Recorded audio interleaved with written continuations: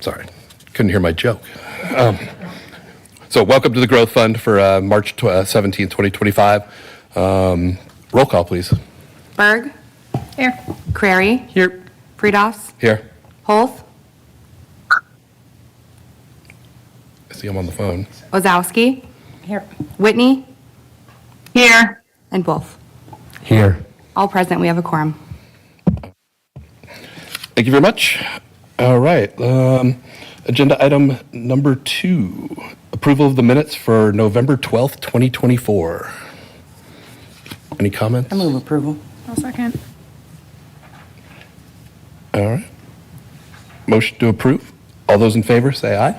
Aye. All opposed? Passes. Thank you. All right. Action item number 3, FlexPace loan request, Huntsville Properties.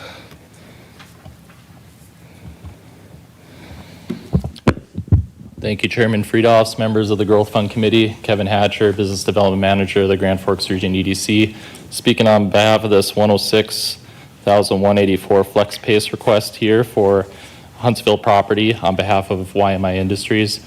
I'm pleased that we also have Andy Altepeter, the Business Director of YMI Industries, and then also CFO Rick Drigseth readily available if there's any company or financial related detailed questions. So. Some of you Growth Fund Committee folks may be familiar with YMI Industries. Back in February 2023, Growth Fund Committee approved a PACE request for a $6 million acquisition here in the Grand Forks region. There was a few other companies at the table working with Dave and Beth Young for this acquisition, but leveraging the Growth Fund opportunity for PACE along with the Altepeters being able to solidify the project here, continuing on strong from previously back in the 75-year-old history, continuing on here in Grand Forks here. So for this project here specifically, YMI Industries is continuing to improve the efficiency and grow their business model here in the Grand Forks region. And with this project, it's to increase the capacity of their current space here. So conveniently, they have their welding shop and their main shop over in northeast Grand Forks here. There's a building right in the middle in between of the welding shop and the main facility there that's previously owned by, or currently owned by, Home of Economy here. So for this project, they're looking to purchase that building and improve the efficiencies and continue to grow their business model since they acquired the business a couple of years ago here. So for the FlexPace details, we're looking at a little over $1 million, $1,028,000. The FlexPace subsidy, it's going to reduce the interest rate from 6.9% to 2.5% on a $784,000 note from Choice Bank. And that's to purchase this property that I was mentioning, also remodeling that Home of Economy building. The request locally, as I mentioned, was 106,184, and that's the loan request here to leverage Bank of North Dakota's grant portion of 197,199. This FlexPace note, it's locally here, it's going to be deferred for 120 months, and then it will be followed with 12 equal monthly installments.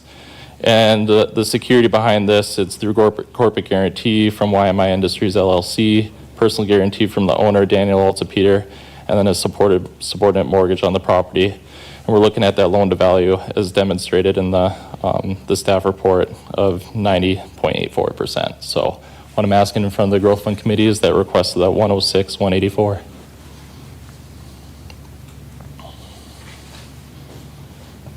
Any questions for Mr. Hatcher? Thank you. Yes, Rebecca. Yeah. How long have they been in Grand Forks? I have in my report here, so Dave and Beth Young previously owned Young Manufacturing, was a 75-year-old company. So Young Manufacturing itself, I know the Altepeters in itself through Air Cedar Parts, and now the acquisition of this building, they're a family-owned business overall. The company that acquired Young Manufacturing? Yes, that's accurate. That's a family-owned business? Yep. Here in the United States with no foreign investment at all? Yep. So you guys have kind of gone through all of that? As far as the due diligence process, I have some strong confidence that they are a locally owned business here. You have strong confidence? Absolutely. I know the Altepeters very well. Okay. So. Yeah, I'd be more than happy to invite the company up and speak on behalf. Okay. So, Andrew?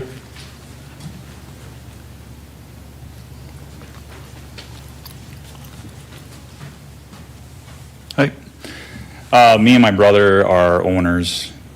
Grew up in East Grand Forks. Okay. So, yeah. And so you owned Young Manufacturing, and then what, you sold it to Huntsville? Young Manufacturing we acquired Young Manufacturing and it became YMI Industries. Young Manufacturing started in 1947 by Dave Young's dad and brother. Okay, So they started, Dave Young took over, and then we bought it from them 2 years ago on February 10th. So what does it have to do with the Huntsville properties? Huntsville Properties is owned by my brother Daniel, and it's the landholding company that has the buildings Out at of YMI. Alabama? What was that? Is it out of Alabama? When I Googled it, that's what came Nope. up, but Huntsville Properties is Grand Forks. that's Grand Forks also? Yep. Okay, thank you. Thanks, Eddie. Any other questions? Yep.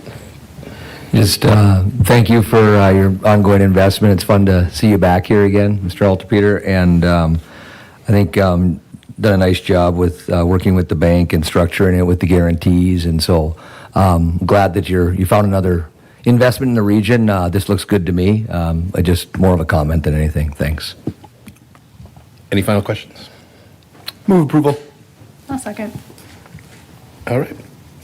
Motion made by Mr. Wolf and seconded by Tricia Berg to approve the FlexPace loan for Huntsville Properties. All in favor? Aye. Aye. All opposed? Motion passes. Thank you. All right. Fourth item, the Hive Management RFQ. Good evening, members of the Growth Fund. My name is Haley Rosasson, and I'm an HR manager for the City of Grand Forks. And today I'm just going to give you a brief update about the Hive. Why I'm up here today is that we had a few staffing changes at the Hive back last fall, and Mayor Bochensky asked me at that time to help out with some operations. We, as staff, took a look at how we're operating currently. We did an evaluation, and part of that evaluation was that we did take a look at a few regional tech accelerators in Wisconsin and Minnesota, kind of compared what we're doing currently at the Hive to what those accelerators are doing. And what we really found was that there's not one size fits all when it comes to tech accelerators, and it's really about the tenants you have in your facility. As you may recall, back in 2019, the City of Grand Forks purchased the Grand Forks Herald Building from Forum Communications. And during the pandemic, we shifted gears towards a tech accelerator. And with the help and assistance of the Center of Innovation, we were awarded a $1.1 million EDA grant to fit up both the second and first floor of that space. Currently, we have about 30 companies that range from startup to more well-established corporations in the facility. With that, it kind of shied away from our what we initially thought of when we thought of a tech accelerator. You think of startups. We've focused our recruitment efforts more on scale-up type companies.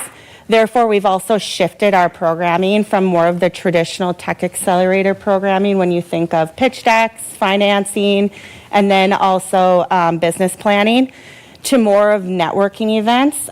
We host an annual event coinciding with the BBI annual UAS conference, and that event had over 500 people in attendance this past year, and really showcases not only the space, but also our tenants, which is the most important piece to us.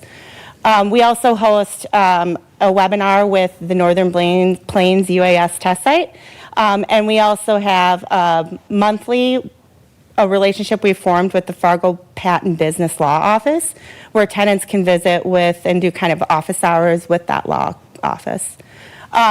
Currently, we're staffed pretty lean at the Hive. We have one full-time staff member, Johnny Ryan.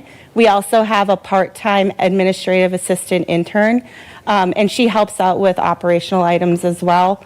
And then city staff also supplement where needed. So we have Andrew Conlin from our Planning and Community Development Department who assists with leasing, Josh Odegaard from our Finance Department, and then myself where needed. When we were doing this evaluation of our hive and how we're currently operating, we have decided that at this time, the UAS industry is such a fast-paced moving industry, and it was always in the city's ideal to, in 3 to 5 years, to find a private entity to kind of help with daily operations. We think we're at that point. And so therefore, we're asking today to approve the RFQ attached to the staff report. And I can answer any questions you may have. First, I just wanted to comment, thank you for everything the Hive has done. I think it's been a great center for this industry that's growing so fast here in the community. And I also wanted to state, just for transparency purposes, I am a member of the Hive from Northrop Grumman perspective, but I have zero financial interest or personal interest in this as well. So. Any questions for Ms. Roslin? Mr. Gossett, we don't have to vote that there's no, okay. No, he's disclosed that he's got no pecuniary interest in the outcome of this decision, so there's no conflict that needs to be Just making sure addressed. we're walking. Good question. Yeah, good call. I just out of curiosity again, and probably should have just known off the top of my head, but what's the occupancy at for the Hive right now? Currently, we're at 30 companies, Yeah. and that ranges inside from one person to the most we have is Thread, who has, I think, right now roughly 12 people Yeah. in their facility or in their space.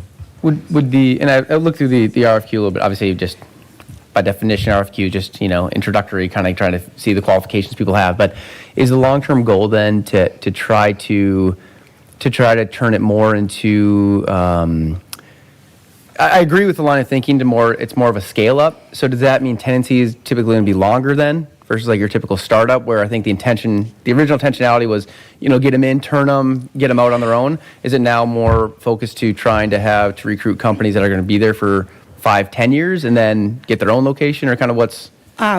Great question, Member Query. Currently, our leases are for 5 years, and that is for the bigger spaces. The memberships are month to month. So we have been recruiting more of the actual lease spaces currently, and because we're finding that people want to be there long term.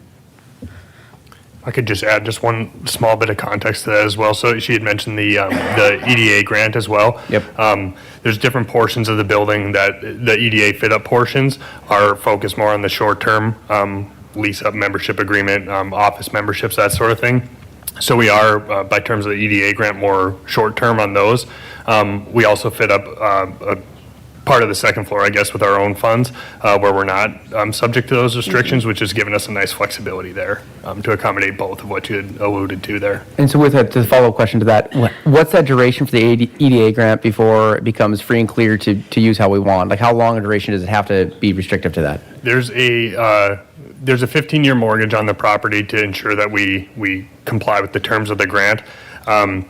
Within that original agreement, there basically you have to ask before you want to do something different. It's not that they won't say approve any variations or anything like that to what we're trying to accomplish. I think they recognize in conversations we've had with our EDA rep that, especially in this space, but tech generally, flexibility is necessary, and they're aware of that. But we do have to, it's a 15-year restriction on the thing before it's free and clear, but we can ask. Yeah, and we do currently, with that being said, and you already touched on it though, just that we do have the flexibility on certain spaces that city put its own money in on the second floor. I think we just did that rehab, all of that. So, okay, cool. Those are my questions. Thanks. Any other question for Ms. Roslin? Oh, Whitney. Thank you, Chair Friedhoffs. Before I ask my questions, just for clarity too, similar to you, As Ms. Rosassen said, the Center for Innovation helped to write the grant that helped with fitting up this building, and that is where I work full-time. And there is no personal or professional gain that we'll get from this, but just want to make that clear before I ask my questions.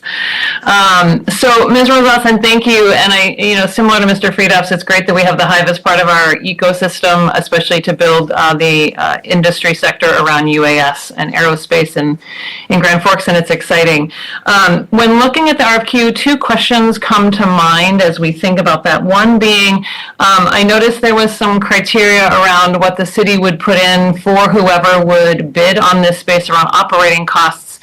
Is there any thought to providing for that cost proposal, like a maximum amount over that 3-year period of what the city might be willing to cap out at versus just, hey, we'll just put any cost proposal forward? Or is there a feeling like we want to just leave it open because we're not sure? Just trying to understand the thinking there as some kind of guidance as for someone responding to the RFQ. Great question. I think it's the latter part of what you were saying, where we're trying to see what's out there. We're not 100% sure who will respond to the RFQ, and so we're trying to keep it, I think, a little bit broad at this point. Okay. Just because I'm just trying to think if I'm a certain organization and I know that there's just no way I can meet that range and it's just totally way out there, how to just think about the value. But I can appreciate that we just don't know what we don't know, so just throwing it out there might be a good idea. So I respect that. And then my other question is, it does say that the city will, or there'll be a review committee. What kind of criteria or qualifications are you thinking would sit on that selection committee? And might we want to put some of that in the RFQ, in that I want to kind of know who my audience is that would be reviewing this RFQ? Any thoughts on that? Yeah, that's a really good point, and I think we should add that in, and we definitely will take a look at doing that. I think who we'll have sit on, I think we're going to leave that up to city administration to decide.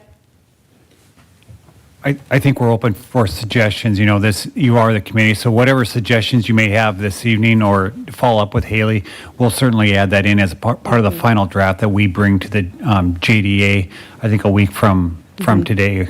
Am I correct in saying that? Correct, yeah. So whatever suggestions you may have, I think those are all good suggestions. We'll add that in. Probably the selection criteria, those that may sit on the selection panel would be fruitful. So we'll add that in. We have some thoughts. I mean, I would even say committee members, a member would be good, and along with administrative and those that are in the industry. Yeah, I kind of felt to me like the city would decide who was on it, but I think if I'm writing an RFQ, sometimes it's just good to know who I'm writing it to as my audience. Sometimes it just helps with being able to focus how I might write it. So thank you. Those are my questions. Thanks, Ms. Whitney. Any final questions? Yep. Mr. Wolf. Yes, thank you.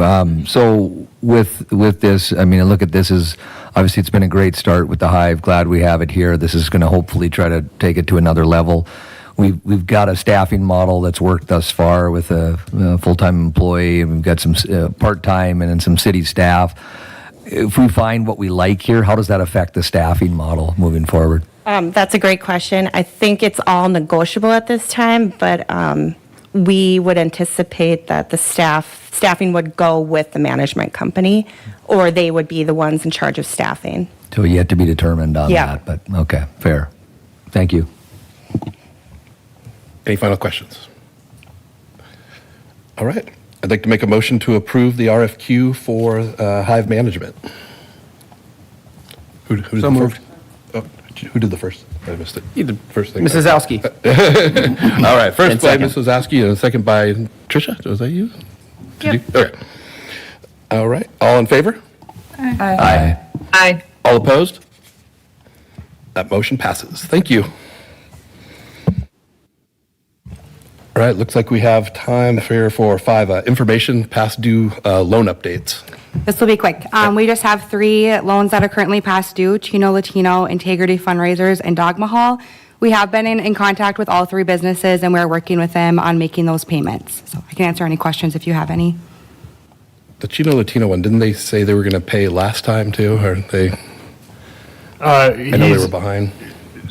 So we've talked to each of these, members. They all have different sort of strategies for getting back up to speed. We've put all of them in contact with our folks at SBDC, which has been our sort of standing policy in the past for those that are past due in terms of exploring what a viable repayment plan looks like going forward. So all three of them are in touch with the SBDC.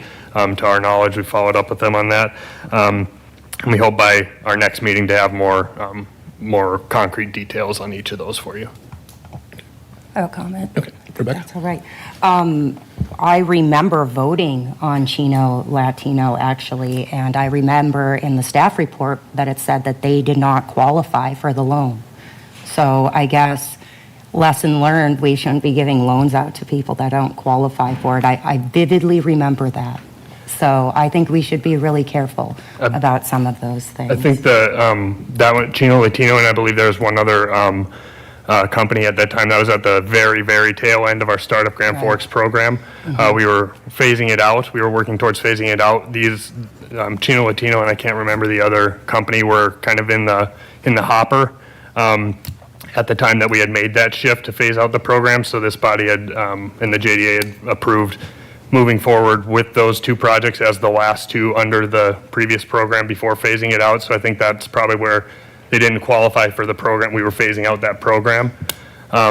So it was that weird time where they got in right under the buzzer at the recommendation of this body and JDA. But we have since phased out that program. Okay. Tricia? I'm just wondering, do we have policy or terms of condition on ramifications of falling behind? We do, and we're working through an update now, which later this year you'll see our policies and procedures will have more an updated policy on that. Typically it's 30, 60, 90 days. We have different steps that we take. We send out late notices every month. And based on the guidance of this body in the past, it's been communication is very valuable from these companies. So as long as they're communicating with us and trying to work towards a solution or repayment, we continue to work with them on that. But if it does get to the point, and we have done this in the past, where companies are either unresponsive or aren't working with us anymore, we do have the option to move forward with pursuing default with the city attorney's office and pursuing things that way, depending on what makes sense at the moment. And we have done that in the past as well. All right, thank you. Any final questions? Yes. Just to confirm, though, you guys have confirmed with SBDC that they're in contact. So at least these three at least are making efforts at least to explore options on trying to get it done, not just ghosting you. That's correct. Yep. Yeah. Two of them are more longer past due ones. We have confirmed are both in contact with the SBDC. And we'll follow up on that regularly with them to make sure those are still happening or that those meetings occur. The other one is right on the, more recently past due, and we've expressed that to them, the next step is to meet with the SBDC, and they're aware of that as well. You have another comment? I don't have a comment on this, but I have a general comment before we move adjournment, please. Okay, go. You can go. Yeah. I guess we have not had this meeting since November. There are 7 of us on here. 3 of us are on the council. So we're a majority of the time we are here. So we really only need one more person for a quorum. I see emails go back and forth all the time about people not being able to make it to this meeting. And I think it's really, I appreciate that people are here voluntarily, but at the same time, if people are going to volunteer and be approved to be on this board, I hope that they show up, because we haven't had a meeting in over 3 months. And so and we had to push things through that we didn't even get a chance to look at, that went right to JDA. And so I would appreciate if we could start having this meeting monthly again, and people can just try to be present. I appreciate that you 2 are online today. I think that's really important also. So just if you guys don't have the time to be on the committee, I think it's only fair that maybe you step down or ask to be replaced, because I think this is a very important committee, and I would like to have it held, more than once every 3 months, so. I meet with Mr. Collins, and sometimes there's not always agenda items that need to come up too as well. And so I work very closely with him. I mean, we have text strings to go back and forth just to try to get the schedule organized. And we know people have jobs outside of this, and we try to accommodate that as well. Right, it's just been over 3 months, and I think that's a little bit too far to go. Before, like last year, we were holding these religiously every month. I think it's really important that we continue to hold these meetings monthly, and if people can't fulfill that duty, I would ask that maybe we try to find a replacement. So, thank you. Thanks, Rebecca. All right, I make a motion to adjourn. Adjournment. First by Rebecca, second by Tricia. Thank you.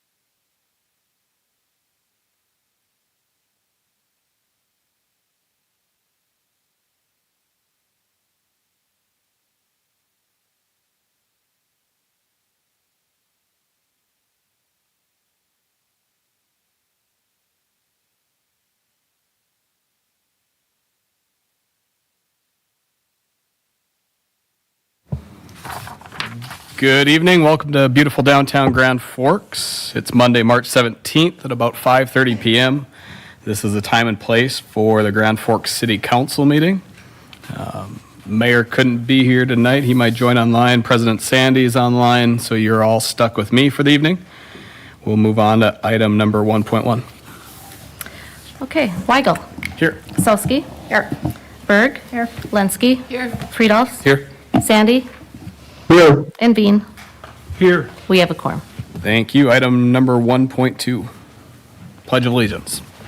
I pledge allegiance to the flag of the United States of America, to the republic for which it stands, one nation, under God, indivisible, liberty and justice for all. Thank you. I have no announcements this evening, so we'll move on to item number 2. 2.1 is presentation, Gate City Home Improvement Partnership Program. Good evening. I'm Anna Henningsgard, a planner with the Planning and Community Development Department. We are excited to be back this year to present the 2025 Gate City Home Improvement Partnership Program with the City of Grand Forks. This is a low-interest program that enables single-family homeowners in Grand Forks to rehabilitate, remodel, or preserve the value of their homes. We have partnered with Gate City since 2020, so this will be the 6th program year. It is 100% funded by Gate City. For the process, applicants send their applications to our office. We receive and review those to make sure they meet the property and city requirements. And with that, once we approve, we do send off to Gate City and they go over the financing and closing piece of that. The application is going to be open from March 17th to October 31st this year.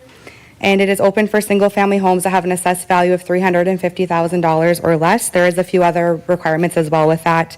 And they can get interest rates as low as 4.49%. And for a recap, in 2024, we did have a total of 29 total applicants, so it was the most we've had, which is awesome. And the loan ask was roughly $927,000 with an average project of $32,000. And I'm excited to invite Gate City. We have Katie Graham, Vicki Geller, and Brittany Clinton to say a few words as well. Welcome. Hi. How are we doing? Well, good evening, and thank you very much for having us. My name is Katie Graham, and with me this evening, I have Vicki Geller and Brittany Clinton, and together we are the lending team in Grand Forks with Gate City Bank, who will be working with the community members who apply for this program. Becky Mindeman, who serves as our Senior Vice President of Retail Banking here in the area, wanted to be here tonight, but unfortunately she's under the weather, so you have me. So at Gate City Bank, we truly believe that our core purpose is to create a better way of life for our customers, our communities, and our team members. We are so thankful that we get to call our communities home, and we are proud to invest in them. The Grand Forks Home Improvement Partnership Program is a wonderful way for us to reinvest back into our communities. We have, as mentioned before, we have had this program in our community since 2020, and it's really designed to help revitalize those mature neighborhoods and reinvest in our communities so that we can give our customers and community members a low-interest option to update their homes. Many of the qualifying programs would start with, maybe if you wanted to do garage, if you wanted to do any repairs on your home, furnaces, upgrades, even accessibility to your home as people's needs change or maybe need more rooms, things like that. This year, we are excited to allocate $2 million to this incentive. We are incredibly thankful for the opportunity to be here tonight. Thank you very much again for having us. And at this time, if you have any questions, we would be willing to answer them. Thank you so much. Ms. Osowski. Yeah, where can citizens find the qualifications and where can they apply for this?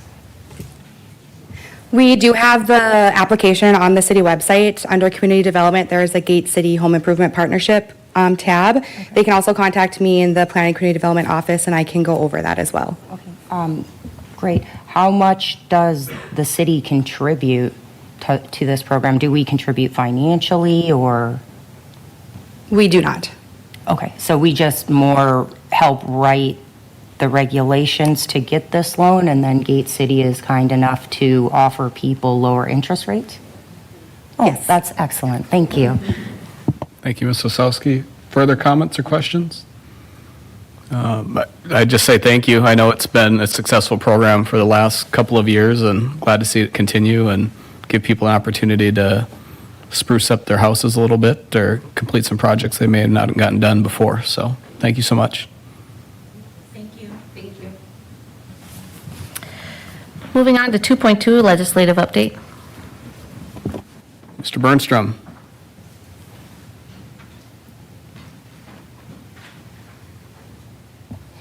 Thank you, Council Vice President Weigel, members of the City Council. The North Dakota Legislature got going in the second half on March 5th. So last week was their first full week, and they're kind of hitting the ground running. This week is a pretty busy week from the standpoint of our priorities. On Thursday, Mr. Phelan, you will be in Bismarck as House Bill 1332, the Ag Facility Incentive Fund through the Department of Agriculture, will be heard on Thursday morning at 9 a.m. providing testimony. Mr. Phelan will be in Bismarck for that. Want to say thank you to Dale Bergman, our Public Transportation Supervisor. He's been doing a lot of work on Senate Bill 2254, fixed route funding. There's a study in there as far as the state funding formula and how to get that moving. He's been working with that step by step. So Senate Bill 2254 has gotten through policy committee on the House side and is now in House Appropriations. It had its first hearing in House Appropriations and just introduced this morning. There was no debate on the appropriations side. But that is moving through fine. $2 million has been amended to go to paratransit. We're fine with that. The study is the big portion of that bill for us.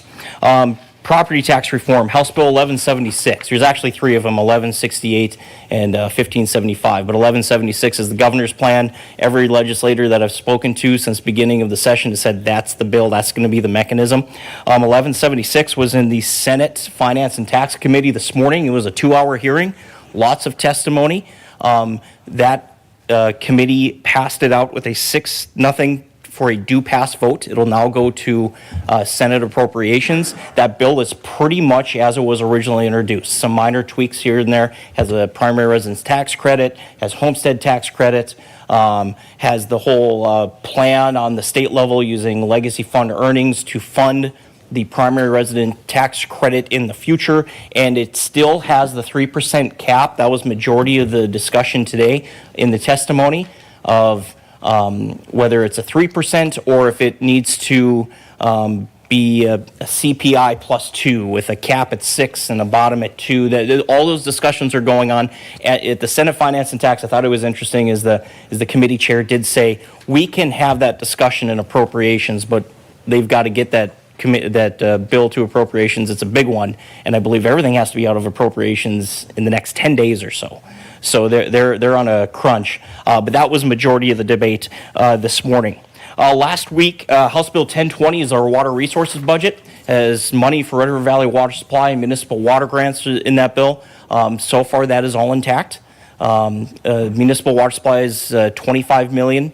And Red River Valley Water Supply is allocated at $260 million. All good from our standpoint, so we continue to watch that one.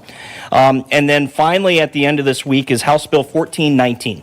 That bill would designate 911 dispatchers as first responders and make them eligible for the Public Safety PERS plan. Right now, 911 dispatchers are not recognized as first responders, so they don't qualify for that public safety plan. This would change that. We are in support of that bill, and we'll provide testimony with that one as well. With that, I'm open to any questions. Thank you, Mr. Bernstrom. Ms. Berg. Regarding the PERS bill, would people get backdated potentially from their date of employment, or are they kind of going to get shoved into that new plan? Sure, you're going to ask me details on pension. Okay. I'm not sure on that one. Maybe Ms. Bovet could maybe answer that question. I think you get brought into the plan similar to what happened to our fire department when they were allowed to come into the I'll call it the public safety plan, they all migrated to that plan because why wouldn't you? It's a better plan. But maybe I'll ask Ms. Bovett if she, I assume she's behind me, if she'd be willing to come up and provide how we did in the fire department and if she has some knowledge of this particular plan.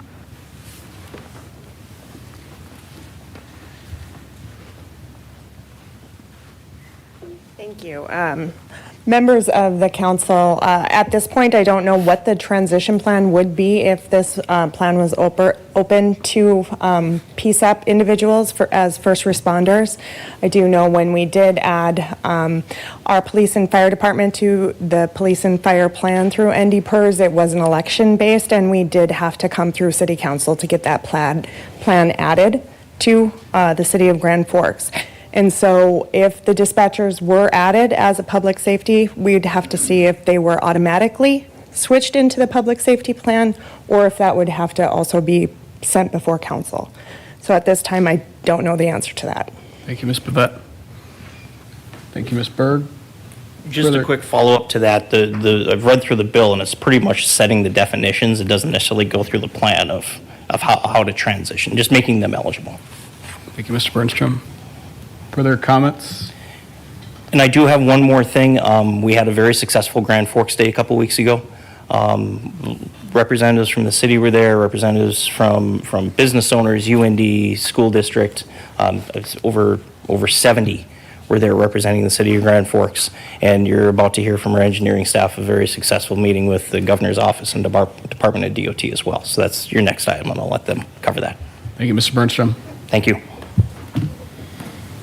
And 2.3, Project 8823, reconstruction of the intersection of Demers Avenue and 42nd Street. Mr. Karanko. Good evening, Vice President Weigel and members of the council. Joined tonight by Michael Johnson with the DOT as well as Chris Dahl from Bolton Menk. Last time we were before you with this project was back in November, where we ended up talking with you about the cost estimates for the project increasing and that we were working with our project partners to addressing those increased project costs and additional funding opportunities. As Mr. Burnstrom mentioned just a few moments ago, we actually had a wonderful bit of news that came forward 2 Fridays ago when we ended up meeting with Governor Armstrong. He announced that the state would be providing an additional $20 million of flex funding towards this project. So that's great news. We're very thankful for that. And then as we were kind of looking at how else can we keep this project moving along, looking at it from a local side, we ended up looking at what other federal funding projects we had available that we might be able to transfer some funding over from. This included the 48th Street reconstruction project. There's about $8 million between federal and local match. We're looking to shift that over and then also include in an additional $2 million of city funding as well. And all of that ends up taking care of the $90 million project that we're now looking at for the 42nd Street underpass project. So a lot of good news came up a couple weeks ago when the governor ended up announcing that $20 million, and then the city making up the rest of the gap there too with the project funding shifting over. Future breakdown as to how all that funding is going to break out in the various cost breakdowns. That'll end up coming forward in a future cost participation and maintenance agreement, so that's still being worked on by the DOT, and we'll see that at a future date. We also did end up having conversations with FRA and BNSF regarding some potential funding that they could contribute. Right now with FRA, we did end up requesting, or the DOT ended up requesting additional funding. The project itself has started off with about $30 million of FRA funding, and that was covering 50% of the project. There's a request in right now, seeing if they could maintain or at least chip in some additional. So we still haven't gotten official results on that yet, but we'll see if we get any additional information on that one in the near future. BNSF was also spoken with and trying to find some additional funding in that regard as well. They did end up providing an offer for an additional $800,000 if we were to close 2 additional crossings, and up to $1.6 million if we were to close 3 additional crossings. Based on the timeline of this project and the fact that we're hoping to get this thing bid out this fall, timelines didn't exactly line up with that one, so we haven't been pursuing that. Now looking at the increased costs, You know, there's a big jump from 60 million to 90 million. I did include in the staff report a kind of a more detailed breakdown that was provided from the DOT to the FRA and requesting that additional funding as to what some of the reasons for those increased costs were, which included, higher than anticipated inflation rates between 2021 and 2024, as well as a longer and wider bridges than what were originally included in the environmental document, as well as some other sort of details that once you start getting into the design of the project, there's other things that pop up here and there that you need to address as well. So between all of that, we ended up looking at those increased costs. Right now, Bolton and Mink has reached 90% design, and we're currently working on trying to get the grant agreement executed from the FRA. Trying to work on some details right now. There's some conversations happening between the DOT and BNSF to kind of get the appropriate information put together and get that over to FRA. And once that gets taken care of, we can get that grant agreement executed.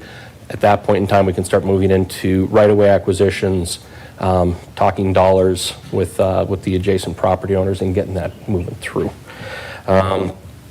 This project, it's anticipated to be bid out this fall.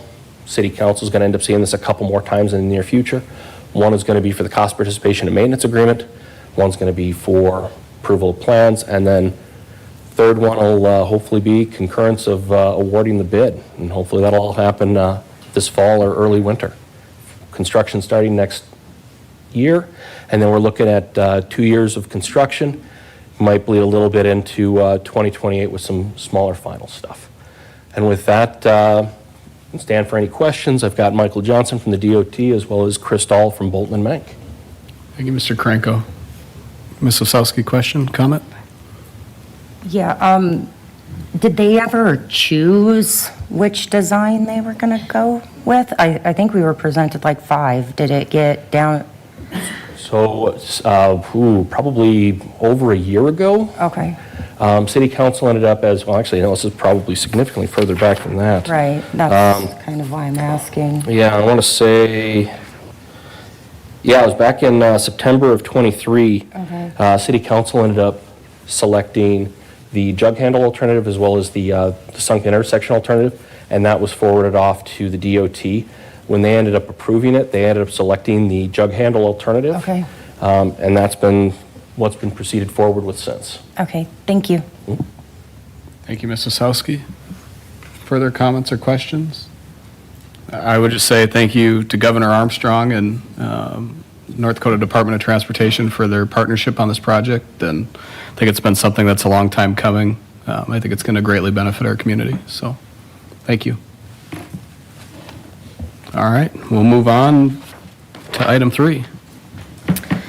3.1 is the 2024 Consolidated Annual Performance Evaluation Report, the CAPER, and the CSG Annual Report. All right, we'll open the public hearing on 3.1. Anybody here to speak on item 3.1? Anybody like to speak on item 3.1? Seeing nobody, I'll close the public hearing on 3.1. Mr. Sandy? We have a motion to approve. Second by Berg. Seeing no further comment, all those in favor signify by saying aye. Aye. Opposed, same sign. Motion carries unanimously. And just for the record, Mayor Buczynski is online, in case you didn't notice. Yes, thank you. 3.2 is the public hearing and second reading of ordinance dedicating right-of-way and final approval of plat of Corinta Lem 7th Edition located at 1910 North 52nd Street. Thank you. I will open the public hearing on item number 3.2. Anybody like to come forward and speak on item 3.2? Seeing nobody, I'll close the public hearing. Comments? We have a motion to approve by Osowski, second by Friedolfs. Seeing no further comments, all those in favor signify by saying aye. Aye. Opposed, same sign. Motion carries unanimously. 3.3, public hearing and second reading of ordinance relating to annexation of Corinta Lem 7-3 subdivision located in 1910 North 52nd Street. Thank you. We'll open the public hearing on item number 3.3. Anybody like to speak on item 3.3? Seeing none, we'll close the public hearing. Comments or motions? We have a motion to approve by Veen, second by Lunsky. Seeing no further comments, all those in favor signify by saying aye. Aye. Opposed, same sign. Motion carries unanimously. 3.4, public hearing and second reading of ordinance to amend zoning map, rezoning from B3 General Business District to R4 Multifamily Residential District for Lot A, Block 51, Alexander Ives Addition, located 1027 North Fifth Street. Thank you. We'll open the public hearing on item number 3.4. Does anybody like to come forward and speak on item 3.4? Seeing none, I'll close the public hearing. Is there comments or a motion? Motion to approve by Osowski, second by Berg. Further comments? Seeing none, all those in favor signify by saying aye. Aye. Opposed, same sign. Motion carries unanimously. And 3.5 is determination of protest for Project 8862, District 788, reconstruct of 2nd Avenue North, Columbia Road to North 23rd Street, and Project 8838, District 786, paving Career Drive, North 42nd to North 43rd Street. We've received no protests on either of these projects. Thank you, Ms. Storsted. I'll open the public hearing on 3.5. Anybody like come forward to speak on 3.5? Seeing none, we'll close the public hearing. Comments or motion? Question by Osowski? Yeah. So, like Memorial Village and the stadium and everything, they have pilots, but they still have to pay for the special assessments, correct? Okay, thank you. I move approval. Thank you. We have a motion to approve by Osowski, second by Lunsky. Seeing no further comment, all those in favor signify by saying aye. Aye. Opposed, same sign. Motion carries unanimously. Move on to item number 4, citizen comments regarding action items. We don't have any this evening. Thank you. All right, we'll move on to item number 5. I have action items. I know city administration wants some pulled, and I've got President Sandy's list and Ms. Osowski, so I'll just go through these ones, and then if you guys want more pulled, just let me know. So currently being pulled, I've got 5.1, 5.4, 5.5, 5.6, 5.7, 5.8, 5.17, 5.21, 5.22, 5.27, and 5.28. Anybody else like anything pulled this evening?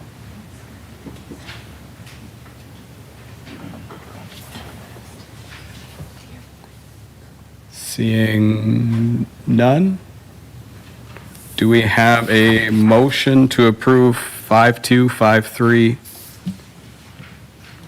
5.9, 5.10, 5.11, 5.12, 5.13, 5.14, 5.15, 5.16, 5.18, 5.19, 5.20, 5.23, 5.24, 5.25, 5.26? I move approval. We have a motion to approve by Osowski, second by Berg. Further comments? Seeing none, all those in favor signify by saying aye. Aye. Aye. Opposed, same sign. Motion carries unanimously. Item 5.1. Okay, 5.1 is to adopt the resolution authorizing issuance, refunding improvement, and refunding improvement bonds, Series 2025A, and $7.518 million. Thank you, Ms. Storsted. This item authorizes the issuance of a state revolving loan for the phases 2 through 5 of the storm projects in the Highway 81 area in the amount of $4,352,000. And then it combines with the existing state revolving loan for phase 1 for $3,166,000, which has already been approved. And these loans will be paid back through special assessments. If you have questions or want more detail, I can go into it. Ms. Osowski? I have a question. So we're refinancing, correct?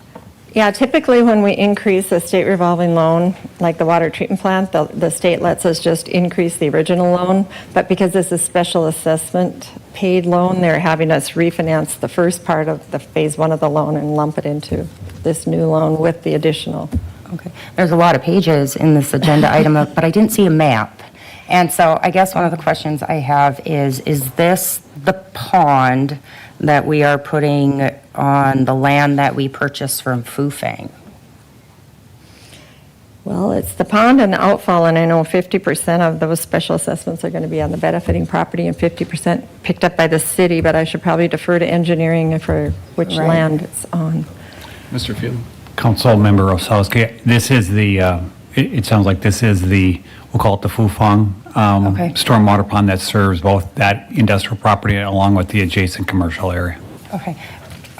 Originally, when we discussed putting this pond in, was Fufang not, weren't they the ones that were going to be special assessed to pay for this? And is that still how it's going to work? It's just going to be their property that is going to be special assessed?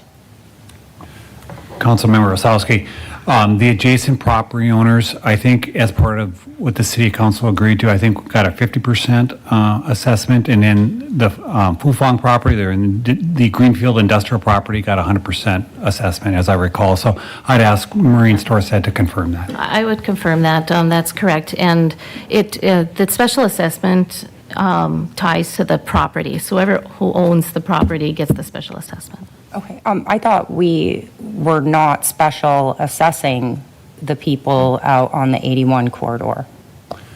Councilmember Osowski and Council Vice President Weigel, this was the one piece of infrastructure where the city council agreed on a 50% assessment if the Fufang property did not move forward. Okay. It was my understanding that with Fufang being built, that the pond was going to have to be larger. Have we scaled back that project? Council Vice President Weigel and Councilmember Osowski, the determination that we made in accordance with the city council is to size the stormwater pond so that it would serve the Greenfield industrial site along with the adjacent commercial site, so that it was industry ready, so that in this case, we've obviously been talking about Agristo, so when they decide, hopefully in the near future, to purchase that property and to begin construction, it is sized for their industrial project as well. It was sized for the Fufang property. Okay, so there's been no change in the size of the pond from Fufang to where we are now? You are correct. Does anybody know if Fufang is up to date on their taxes? Ms. Osowski, members of the council, the last time I checked, I haven't checked for a while, but they've been staying current. Okay. And Agristo is still very much considering that property, correct? Like, is that their number one choice? Councilmember Weigel and Councilmember Osowski, I think number one, they want to keep their options open. We have been clear to them that it's the city of Grand Forks' number one option for them because we do have obviously a lot of this infrastructure that's already in place. We have gone to the North Dakota State Legislature regarding the forgivable line of credit, and that would make property acquisition and eligible costs, so that we have stated that. So I think all things move to the point of this is the 1A property, but they want to keep their options open for negotiation purposes, and they do have some other options that they'd have to come back to the city of Grand Forks for. Do you think that if Agristo did not buy the property from Fufang, that we are still going to need that large of a pond out there? Yes, the property is sized for, when the city council approved that as an industrial site, we made some, benchmark calculations as that property as an industrial site, whether it was a Fufang industry, whether it was an Agriso industry, or a similar sized industry that it's sized for an industry of that sort. Okay, and so just so I understand kind of the refinancing or whatnot, the amount of this project has gone up, the cost of the project has gone up, then? Council Vice President Weigel and Councilmember Osowski, I think what Ms. Stern was talking about is that originally you take out a loan for the project, the first phase of the project that we knew of, which was the stormwater pond, and then we came back and then we had to ask, we came back to the city council, asked for the outfall portion of it so that we can essentially drain the stormwater pond to the English Coulee. That was the second phase of the project. And oftentimes what the state of North Dakota wants you to do is to ask for the funds that you need in a given year and then come back and amend the loan amount when you know what the next phase of the project will be. And the purpose on that is that this was always intended to be a phased project. The stormwater project was phased. You got to build the stormwater pond first and then the outfall. And for instance, you're going to see the water main's going to come through. The water main is set up for several phases too. The wastewater system, collection system is set up for multiple phases too. So you will see these loans come to you in several phases because it didn't, with contractor capacity to build it all in one or build it all in 1 year was just too much. So we've determined to build it in phases. Okay. Have we determined what the special assessments will be on these different properties, and have they been notified yet, or at what point do we do that? I believe they have gotten their letters.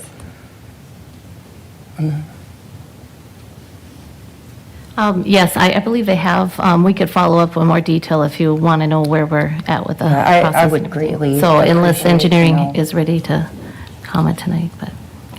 I would just say one more item, Council Vice President Weigel and Councilmember Osowski. This financing, the reason why we want to use the state revolving loan fund financing through the state of North Dakota is it provides us up to 30-year term for financing at 2%. And I think in this case, I think we use 25-year at 2%. So we're not going to be able to go to the bond market on a revenue bond that's anywhere close to this. So it's a really good financing mechanism, not only for the city of Grand Forks, but for all the property owners. Okay. I guess one more question is, where are we at with this pond? Like, has construction started on it? Have we dug it? Like, where exactly are we at with it? Yeah, Council Vice President Weigel and Councilmember Osowski, I think we're almost done. The pond is in. I recall last summer we built the outfall. And so on the stormwater itself, you know, that's always usually the first in part of the project. I think that's nearly complete. You have approved, I don't know if it's this council meeting or a couple past, you've approved the next phase of the sanitary sewer collection system. So that's going to be bid this year, and we'll install that. And you'll see future phases of the water distribution system that will get bid this year. And I would suspect for at least for the water and the sewer, we'll probably have a year or two left to final that out. The wastewater pump station is already been built, and so that's ready to go.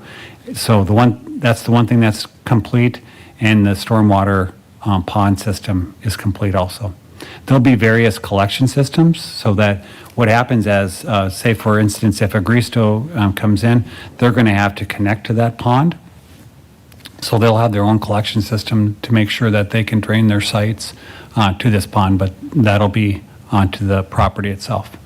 Okay, thank you so much. I guess at this point, I don't feel comfortable voting for this, as we don't even know what's going to happen with that land at all. And if Agristo is still going back and forth, I don't see why we're doing this quite at this point. Who knows, Fufeng might hold on to that land for another 5 years. I don't know, but I don't agree with it, but thank you. Thank you, Mr. Osowski. Move approval. We have a motion approved by Sandy, second by Friedolfs. Further comments? Seeing none, all those in favor signify by saying aye. Aye. Opposed, same sign. Aye. Motion passes. Osowski dissenting.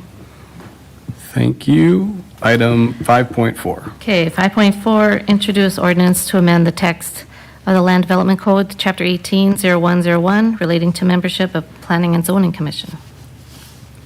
Thank you. That's the wrong one. Mr. Brooks? Mr. Weigel? Yes, Mr. Weigel, I pulled this one, and mostly I just wanted to make a quick statement. Planning and Zoning Commission, I watched their meeting. There was some question by the leadership of the Planning and Zoning Commission as to the importance and why we were doing this. Again, I'd like to reiterate that I think having open and honest dialogue with our Air Force Base is important, and I think we can solve a problem that people within the Air Force are concerned about by having that open and honest conversation, and we can easily do that by adding somebody from the Air Force Base to our Planning and Zoning Commission.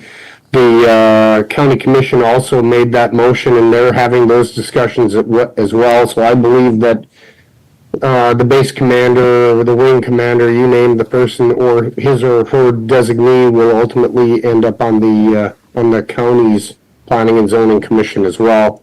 So I'm hoping that by doing this, It'll keep us from having to form some statewide commission or local commission to deal with military impact zones by actually just including the military leadership on our planning and zoning commissions. I will plan to attend the next planning and zoning meeting to express this directly to planning and zoning's leadership to make sure that there isn't any confusion, and ultimately I'll move approval on this motion. Second with a comment. Sounds good. We have a motion to approve by Sandy, a second by Osowski, and Ms. Osowski has a comment. Yeah, has anybody actually asked the base if they want to be a part of our planning and zoning committees? Are they actually going to assign someone? Because it's my understanding that it's just voluntary, right? We can't, has anybody reached out to them to see how they feel about this? Mr. Brooks. I have not yet, but I will be doing that in the next couple of weeks.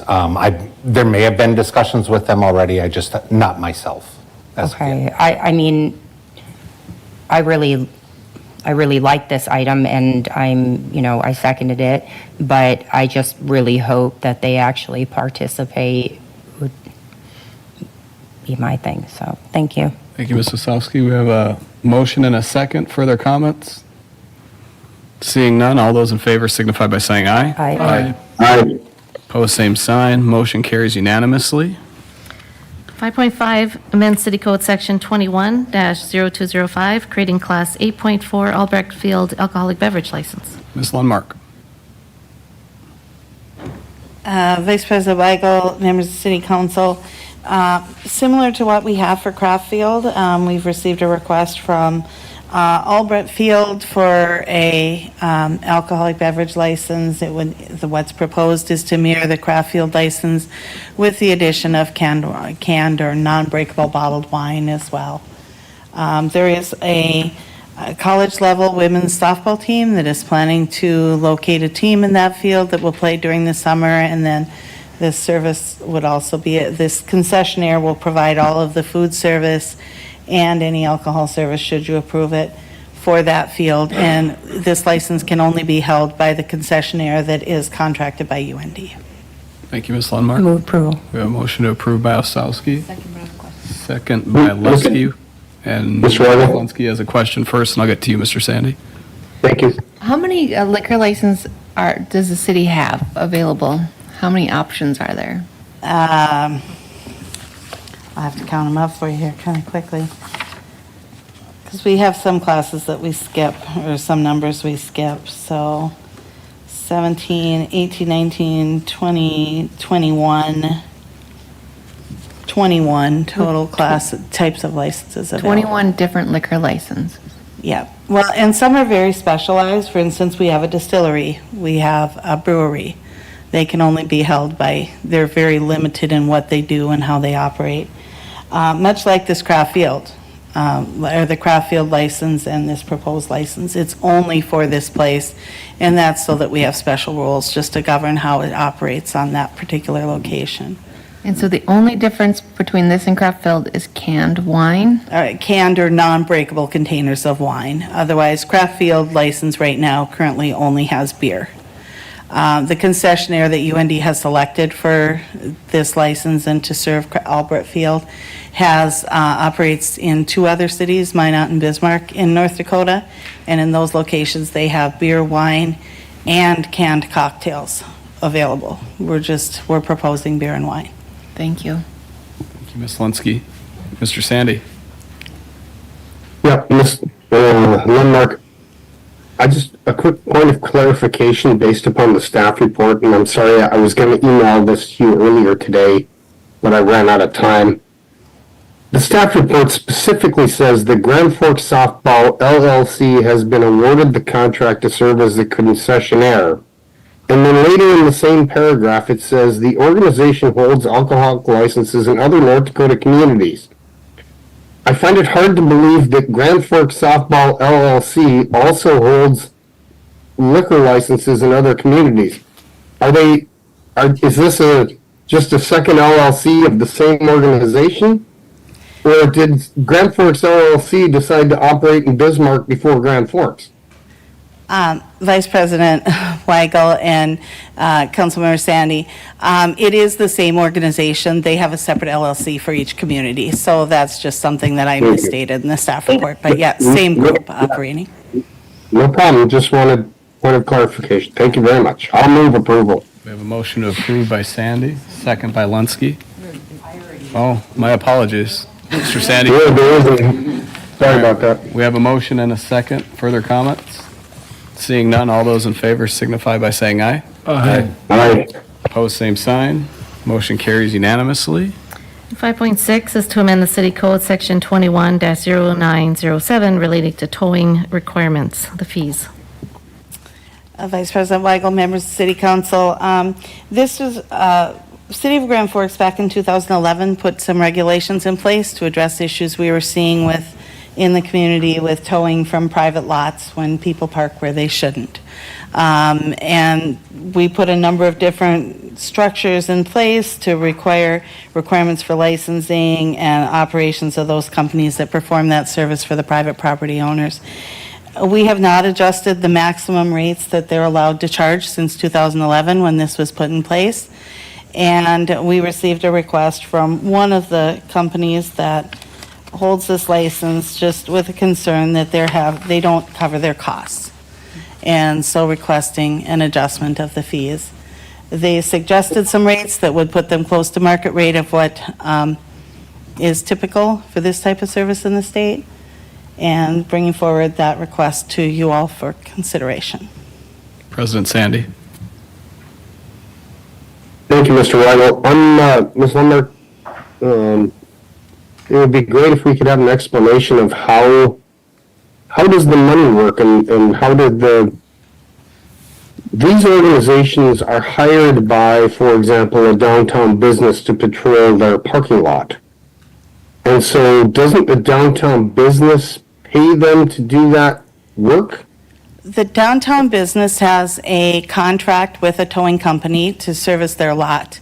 The regulations we put in place says that if there's someone parked inappropriately, that business owner, they have to have certain signage in place in the lot in order for it to be be serviced by someone holding a contract. These fees that we're talking about aren't anything to do with what would be in those contracted prices or the contracts that are let with the private property owner. These fees would be fees that the towing company is allowed to charge to the person whose car is towed. Right, but ultimately they want to cover their costs, right? And I don't think they really care where their costs are covered. Yeah, the towing companies are wanting to cover their costs. They say that based on the changes, not only with increase in costs, but also in changes in types of vehicles and the way that they have to be towed, they don't cover their costs at the fees that we put as a maximum that they can charge to vehicle owners back in 2011. I know that there are a lot of younger people that live in the downtown area.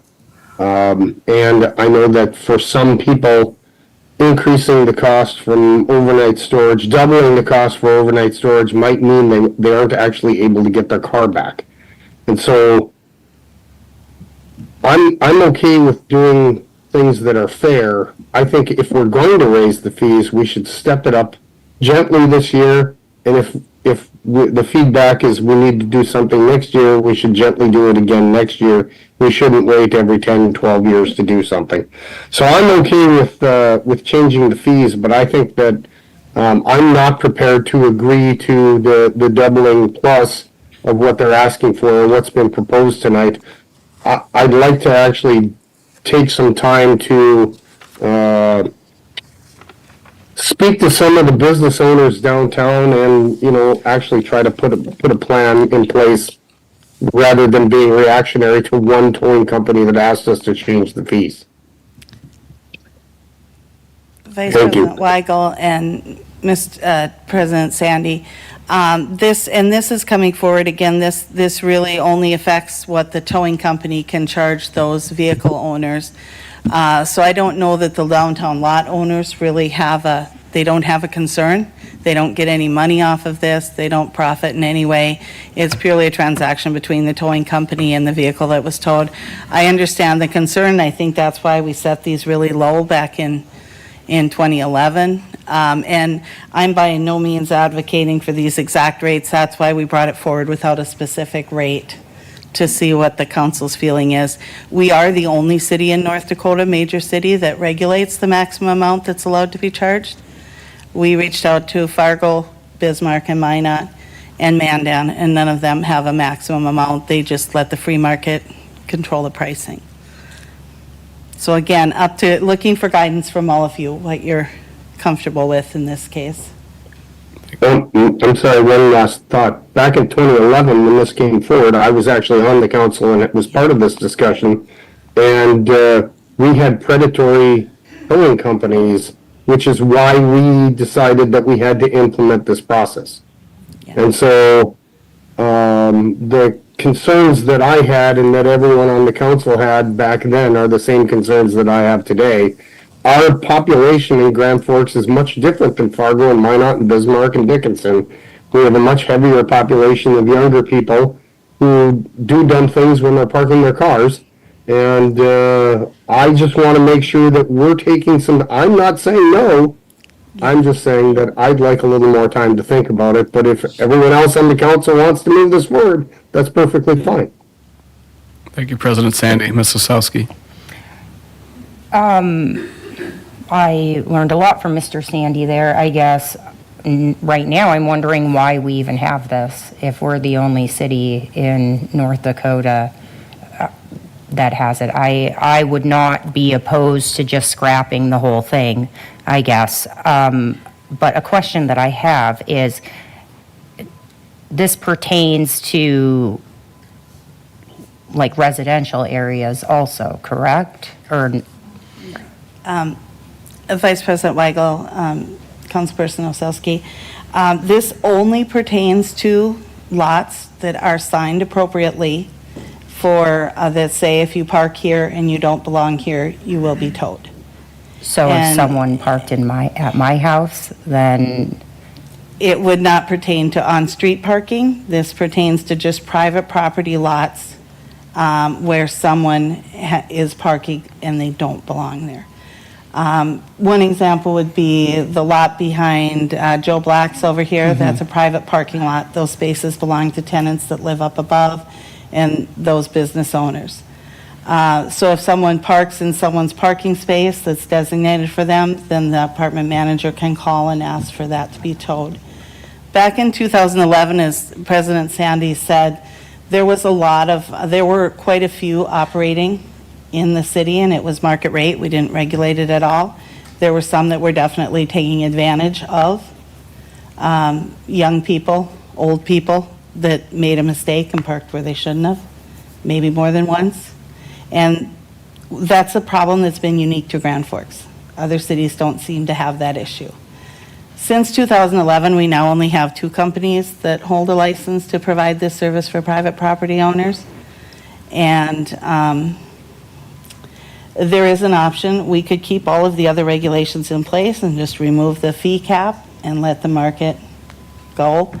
Some have expressed concern with that because of some of the pricing that we saw happen back in 2011. I guess I'm going to have to agree with Mr. Sandy that I don't know how I feel about voting on this right now. And so I motion that we table it. Okay, we have a motion from Osowski to table this item. We have a second by Lunsky. Further comment? A friendly suggestion? Mr. Sandy?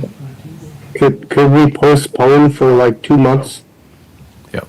Okay, I make a motion to postpone for 2 months. Is that good with you, Ms. Lunsky? Okay, motion to postpone for 2 months by Thank you. Osowski, second by Lunsky. Further comment? Ms. Burke? Would this impact the cost of our ramps if someone were to be towed out of those? Nope. Okay. And is this interstate towing and recovery completely different than who's managing the parking ramps? Yes. Vice President Weigel, Councilperson Berg, yes, this is, well, it's a similar name, they're two totally separate companies, yeah. This towing company is, this one and one other are the ones that currently hold contracts with those private lots. In the meantime, between now and 2 months, we can continue to see if we get any comments from anyone. And this is not only used just in the downtown, but also some apartment complexes utilize these kind of contracts as well with a towing company. But I will report back to them that, you know, you've tabled it for 2 months, and then if they have any, if there's any additional information any of you would like us to try and gather, please let me know, and then we can reach out to the towing companies to provide that, or the property owners.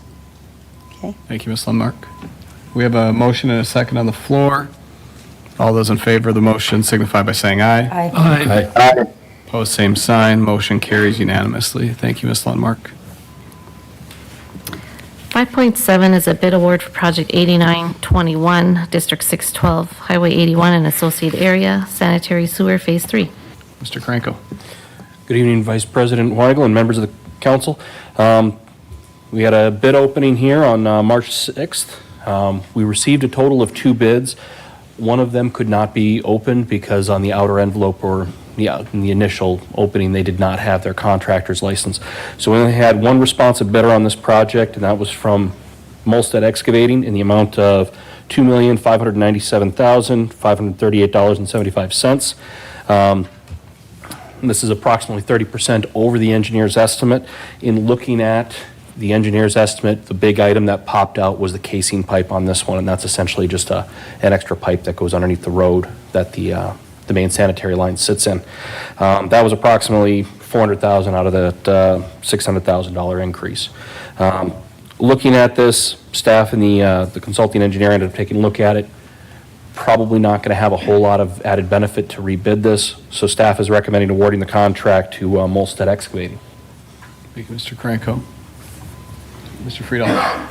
This is my naiveness towards this, but when a bid comes 30% over what the engineer's estimate is there a negotiation that can happen, or is there, here's the cost and that's all you get? Just curious. Council Vice President Weigel, Councilmember Friedolfs, when it comes to our bid openings, it's lowest bid. So that's pretty much what we have to work with. Okay. I suppose as one point of consideration on this one, I believe when the engineer's report first came out with this, the original construction cost was estimated to be about $2.5 million. So as they were going through design, the estimate came down, but then it kind of came right back up. Okay, thank you. Mr. Friedolfs. Ms. Osowski. Yeah, is the Highway 81 corridor already being special assessed for this, or? Council Vice President Weigel, Councilmember Osowski. I believe in this case, this is one of those areas, and you do have to forgive me on this one. I'm not overly familiar. I'm kind of filling in on this one. I believe this is one of those areas where we had that special consideration where what would typically be special assessed would be covered by the city, except for one lot, which was Lot 2, Block 1, which was that Fufeng lot. Okay, so this isn't going towards the rest of the corridor then, the special assessment? Council Vice President Weigel and council member, I should have known it was on the agenda. Yeah, this is where we phase 3. I think we're going to have a couple more phases. So just to bring back time, the city council agreed to do this, number one, because some of the commercial entities already had septic systems, so we were going to just set up the trunk infrastructure so that when they are ready, they can hook up. And because you already had something, that was the thought of on the commercial side. Similar to the drinking water side, is that we were taking over an area, and so we were going to take that over too, except for the otherwise called Fufeng property. Okay, thank you. Thank you, Mr. Phelan. Thank you, Ms. Osowski. Ms. Lunsky. So can you explain, so we go over the budget. So does that then just push projects out of 2025 at the end of the year? Or where does that money come from? Mr. Kranko. Council Vice President Weigel and Councilmember Lunsky. For something like this, I believe in looking at it, This project is actually it would be otherwise special assessed. And so in this case, it's the portion that's being special assessed, but the city is actually covering it, is actually being handled through the state revolving fund program, I believe. And so in this case, it doesn't necessarily push other projects out. It just ends up getting rolled in. And if I could add on that, Councilmember Lunsky, because this area, a portion of it will be assessed to the Fufang property, which will be there, but the portion that is along Highway 81 where those existing commercial businesses, since the city is paying for that portion of this, we're certainly taking out a loan for the whole area. That portion that the city agreed to pay for, we're going to pay a debt service payment. So on that portion, that will come out of our rates. I And guess so, I'm more concerned about like the overage, that engineer's estimate, it's 30% over. So that extra 30%, like it's Yeah. not in our 2025 budget, right? it's not, but we're going to sell this bond as we look at future years. So when we start budgeting for the 26 year and 27 beyond, as you recall, we have rate models for all the different utilities, including water and wastewater. We'll look at what our debt service payments will be in 26 and beyond, and we'll have to look at what we projected and if this will have an impact on it. I would say with this dollar amount, the wastewater enterprise fund is a large fund. It's like a $12 to $14 million annual fund. So this will have an incremental cost that we'll have to take a look at. But when we come back for the budget in 26 and 27, we show you what the debt service on this will be one of these projects that we'll have to look out, and it'll have an incremental impact on our rates moving out over the next 25 years. I guess, maybe I'm not saying it right though, because I just think if we only have X amount of dollars budgeted and we go 30% over, I understand we're going to sell a bond, but it doesn't have any other effect on projects? Not on this, because we have certainly if the project came way over and it was really going to have a major impact on our rate structure, but because we're going to have more debt service, likely most of this debt service won't hit us until next year's budget. It's a smaller increment. We had estimated a certain amount, and whatever that incremental amount over 25 years is going to impact us, but it's not going to have a significant impact on our rates. But for instance, if the thing you worry about in these enterprise funds, say we projected a wastewater treatment plant to cost $50 million instead of $100, and it comes in at $100 million, certainly we've planned for that $50 million project, not the $100 million. That would be a significant. This one is a few hundred thousand, which is probably more in a margin of error for that enterprise fund. If we had a multiple of these, so as suddenly if David came up here with, phase 3, 4, 5, and they were all, $500,000 more in debt service that we're going to take out, then we'd have significant impacts. But we look at this year to year and then look it over at a long period of time. Thank you. Thank you, Ms. Linsky. Mr. Sandy? Yeah, Ms. Linsky, to add a little color to what Mr. Phelan's saying, these are paid with utility fees. So it's paid from your water bill. And so all we have to do next year is raise your water bill a little bit and we cover the cost difference. And so ultimately what Mr. Phelan's saying is we don't want to raise people's water bills, and we're hoping not to raise the water or wastewater fees. And we're looking at the long-term cost of all of these things, and we look at them, the city finance looks at them every year. They're hoping that they don't have to, and that perhaps some of the other construction projects that we do later this year come in under bid and or under budget, and then the projected utility fee rate hikes stay the same, or we don't have to raise them incrementally. So ultimately, that's why we can do projects that are over budget, though, is because they're paid for with utility fees that we change annually. Thank you. Thank you, Mr. Sandy. Any further questions for Mr. Karanko? I don't recall, Ms. Storstead or Ms. Lundmark, do we have a motion already? There is nothing currently on the floor. Is there any motions? Ms. Osowski moves approval. Mr. Sandy, second. Second. Further comments, questions? Seeing none, all those in favor signify by saying aye. Aye. Post same sign, motion carries unanimously. Thank you. And 5.8 is the bid award for project 8926. It's District 615, 27th Avenue North Storm Sewer. Ms. Dorstad, Mr. Kranko.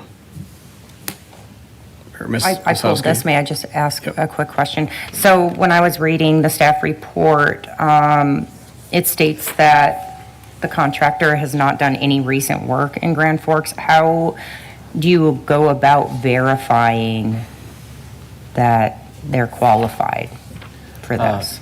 Council Vice President Weigel and Councilmember Osowski, pretty much what we end up doing is we end up contacting that contract and ask them other municipalities that they've worked for.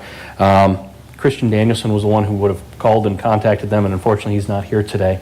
But from what I understand, he called a number of other municipalities, got in touch with them, found out that they can do the work that they're looking to do on this project, and that's part of the reason why we have the staff recommendation to award the contract. What other communities have they done work in? Unfortunately, since I was not the one to make the phone call, I don't have an answer for that. But I can certainly ask Christian Danielson once he gets back and get that information over to you. Mr. Phelan. Council Vice President Weigel and Councilmember, so I did speak with Mr. Danielson regarding this, and he said that, as Mr. Krinko just said, that we haven't worked with them. He did follow up, and they've had, he mentioned the community of Fargo. They've had many large projects in Fargo, our regular contractor down there for underground work, and have performed well. So he told me he was comfortable with having this bid move forward. Thank you, Mr. Phelan. Thank you, I move approval. We have a motion to approve by Osowski, second by Byrd. Further comments? Seeing none, all those in favor signify by saying aye. Aye. Aye. Opposed, same sign. Thank you. Motion carries unanimously. Thank you, Mr. Kranko. 5.17 is the bid award, project 8878 and 79, 2025 city sidewalks and 88 curb ramps. Mr. Lieberman. Good evening, Council Vice President Weigel, members of the council. 2 weeks ago, we held bid openings for our annual sidewalk repair and 88 curb ramp contract. We received 3 bids. One of those unfortunately had to be rejected because the bidder had a lapse in their contractor's license. There's a century code requirement that the 10 days prior they cannot have a lapse. So that bid was rejected. Of the 2 bids that were accepted, the low bidder was Tony Anderson Construction. His bid was approximately 1% beneath the engineer's estimate. So tonight we're recommending award to Tony Anderson Construction in the amount of $564,260, pending your questions. Thank you, Mr. Lieberman. I move approval. Motion to approve by Osowski. Second. Mr. Weigel? Yep. We'll take the second first by Ms. Berg. Mr. Sandy. Certainly. Yeah, I pulled this item. I'm a little bit concerned that we're not opening that 3rd bid just based upon a simple technicality. I recognize that it's state law, but I'd be more apt to throwing the bids out and going after and rebidding it. These are the sorts of things that frustrate me because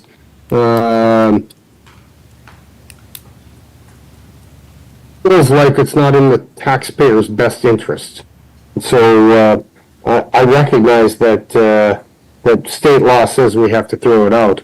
I'd entertain throwing out all the bids and rebidding it myself. Thank you, Mr. Sandy. Further comments? Ms. Slonsky. My frustration with the sidewalks are the consistency. Like sometimes they're yellow plastic, sometimes they're more of a rusty color metal. I don't know the right wording, but the little bumpy parts. Is there some way we could, going forward, always be consistent with that so they look better? Yes, Council Member Lunsky, in the past we have, first off, you're referring to the detectable warning panels. It's an ADA feature for visually impaired, et cetera. In the past, we have used the plastic detectable warning panels, and we've found that they just didn't last over time. Snowplows maybe clipped them a little bit. So we have moved to a cast iron detectable warning panel so they're consistent across the city, so they're durable and we're not repairing them.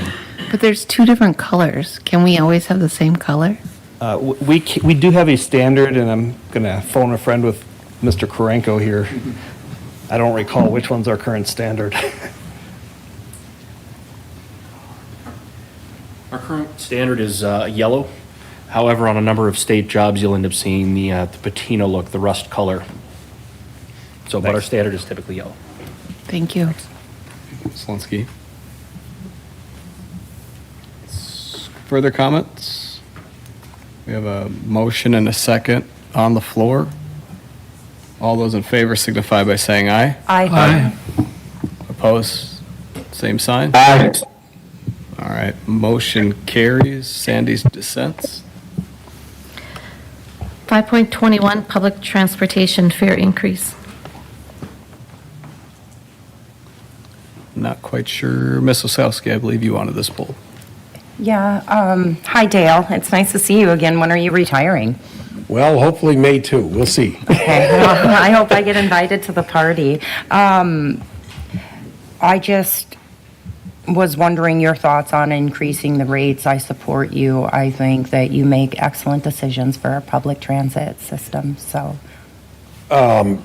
We did the rate increase. We looked back at what we've had done in the past, and with the budget the way it is and stuff, this was prior to us going to the state and asking them about funding that we were looking for not just the paratransit side of it, but also the fixed route bus side of it there.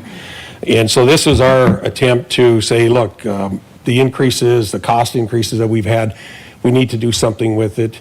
The public was in favor of it. As you see in our results, there was only one, and it was the senior center that asked us to raise the rates 50 cents and then 50 cents again. That came out to be in more than what we can do, because once we start changing our maps and putting all the information out there, so if we're going to go 50 cents and it costs us $150 for maps and all the other brochures, it's not cost effective. And they agreed with us then. So we had no questions as far as raising the rate on it. The last time you guys took a look at the rate increases were 2013, is that correct? That is correct. Okay, so I think this is overdue. Quite so many years before we've actually raised the rates. And I know that I've had a couple comments from some citizens, but it's my understanding that, like the senior center, they purchase bus tickets to help out the seniors, correct? That is correct. And then they sell them at a reduced rate. Okay, great. And then also the public school? Yes, the public schools, they purchase them also, but their rate is going to go up on the cost of those tickets also. Okay, and it's my understanding that Global Friends also purchases bus Yes, there's tickets, many correct? agencies that purchase tickets Okay. from us. So there are ways for people to get reduced cost tickets, even with these raise rates. Right. Correct? And I don't know what the rates are that the other agencies are charging individuals for it. Okay, I just want people to really just understand that they can purchase still reduced bus fare from different entities around. And so I'm going to move approval on this. Thank you, Dale. All right. We have a motion on the floor. Is there a second? Mr. Veen, then Ms. Berg, comment? Yes, if there are families who are struggling to get your students to school, please speak with your school social worker, because they are the ones who assist with those student bus passes. Thank you, Ms. Berg. Further comments? Not seeing any. We have a motion and a second. All those in favor signify by saying aye. Aye. Aye.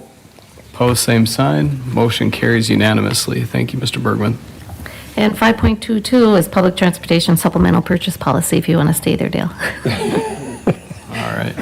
Not sure. Ms. Osowski? I pulled it. Thank you. Is the only thing that you're doing with this policy is adding in that $50,000 cap? Negative. Okay.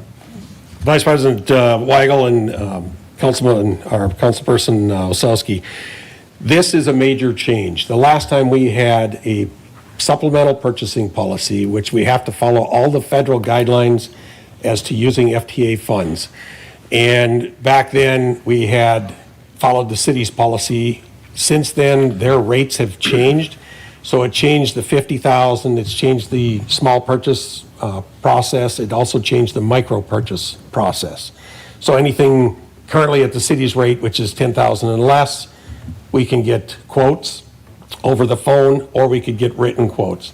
Anything up to 30,000, we have to get written quotes on it from an agency, and then when we start having bids over 50,000, we have to go out with RFPs or RFQs to get that done.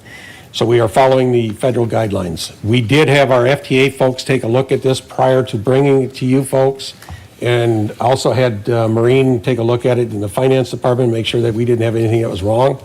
And so far, nothing. The only one we have left is our city attorney to review it and see if there would be any changes that we would have to make on that. And you're going to review it, right, Mr. Costa? Okay. I move approval. Thank you. We have a motion to approve by Osowski, second by Veen. Further comments? Seeing none, all those in favor signify by saying aye. Aye. Aye. Opposed, same sign. Motion carries unanimously. Thank you, Mr. Bergman.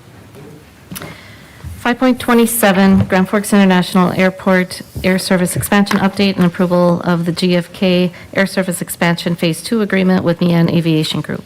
Mr. Phelan. Hey, thank you, Council Member or Council Vice President Weigel.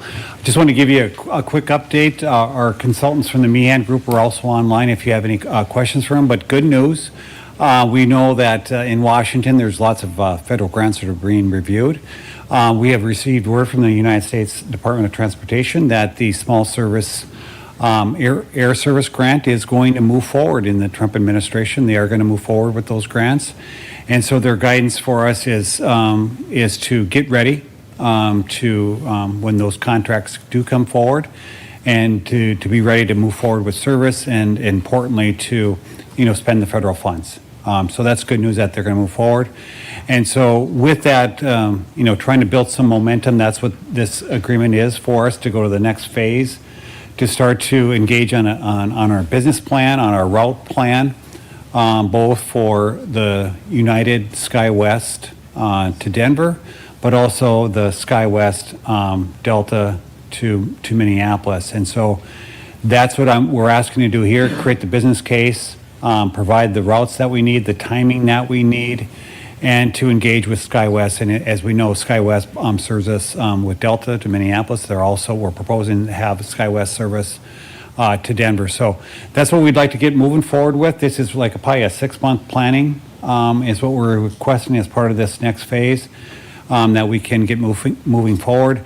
The grant will be with the GFK, or our airport authority. I see Mr. Riesinger is here today, but obviously we're a major partner.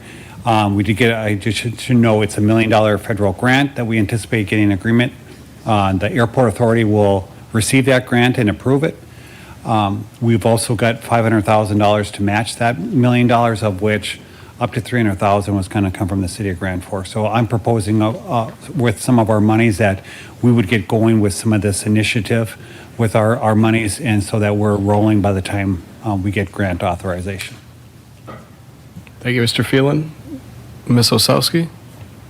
Yeah, the cap for our city portion is still just the $300,000. So, and we have not gone over that, We have correct? not. Okay. We have not. Thank you. Ms. Osowski. Mr. Friedolfs? So just more of a comment. I don't think a day goes by where people are so excited about this, right? I think this is a huge, good thing for us. You sit in the airport and talk to people, they say, I wish we had more flights. I wish I could go east before I can go west. So I think this is a great thing, so just to say. Yep, I agree. We hear it all the time. I think our air service right now is really hampering the community in a major way, and the sooner we get to a positive end on this, the better. Mr. Friedolfs, Mr. Phelan, further comments or motions? Motion. Move approval by Friedolfs, second by Veen. Further comments? Seeing none, all those in favor signify by saying aye. Aye. Opposed, same sign. Motion carries unanimously. Thank you.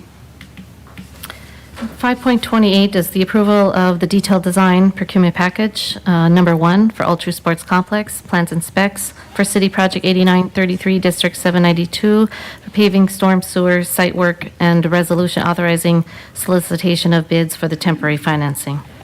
Mr. Phelan. Council Vice President Weigel, we have our architectural and CMAR team here to give you an update. They're going to go over that, and then succeeding that, Maureen's going to go over some of the interim financing this evening. We've made a lot of progress here, so we are asking to make another step along the way, so hopefully we can move forward. But before we do that, we'll give you an update on the project and then the financing portion of it. So with that, I'm going to ask Adam Davidson to come forward to do the first part of the presentation.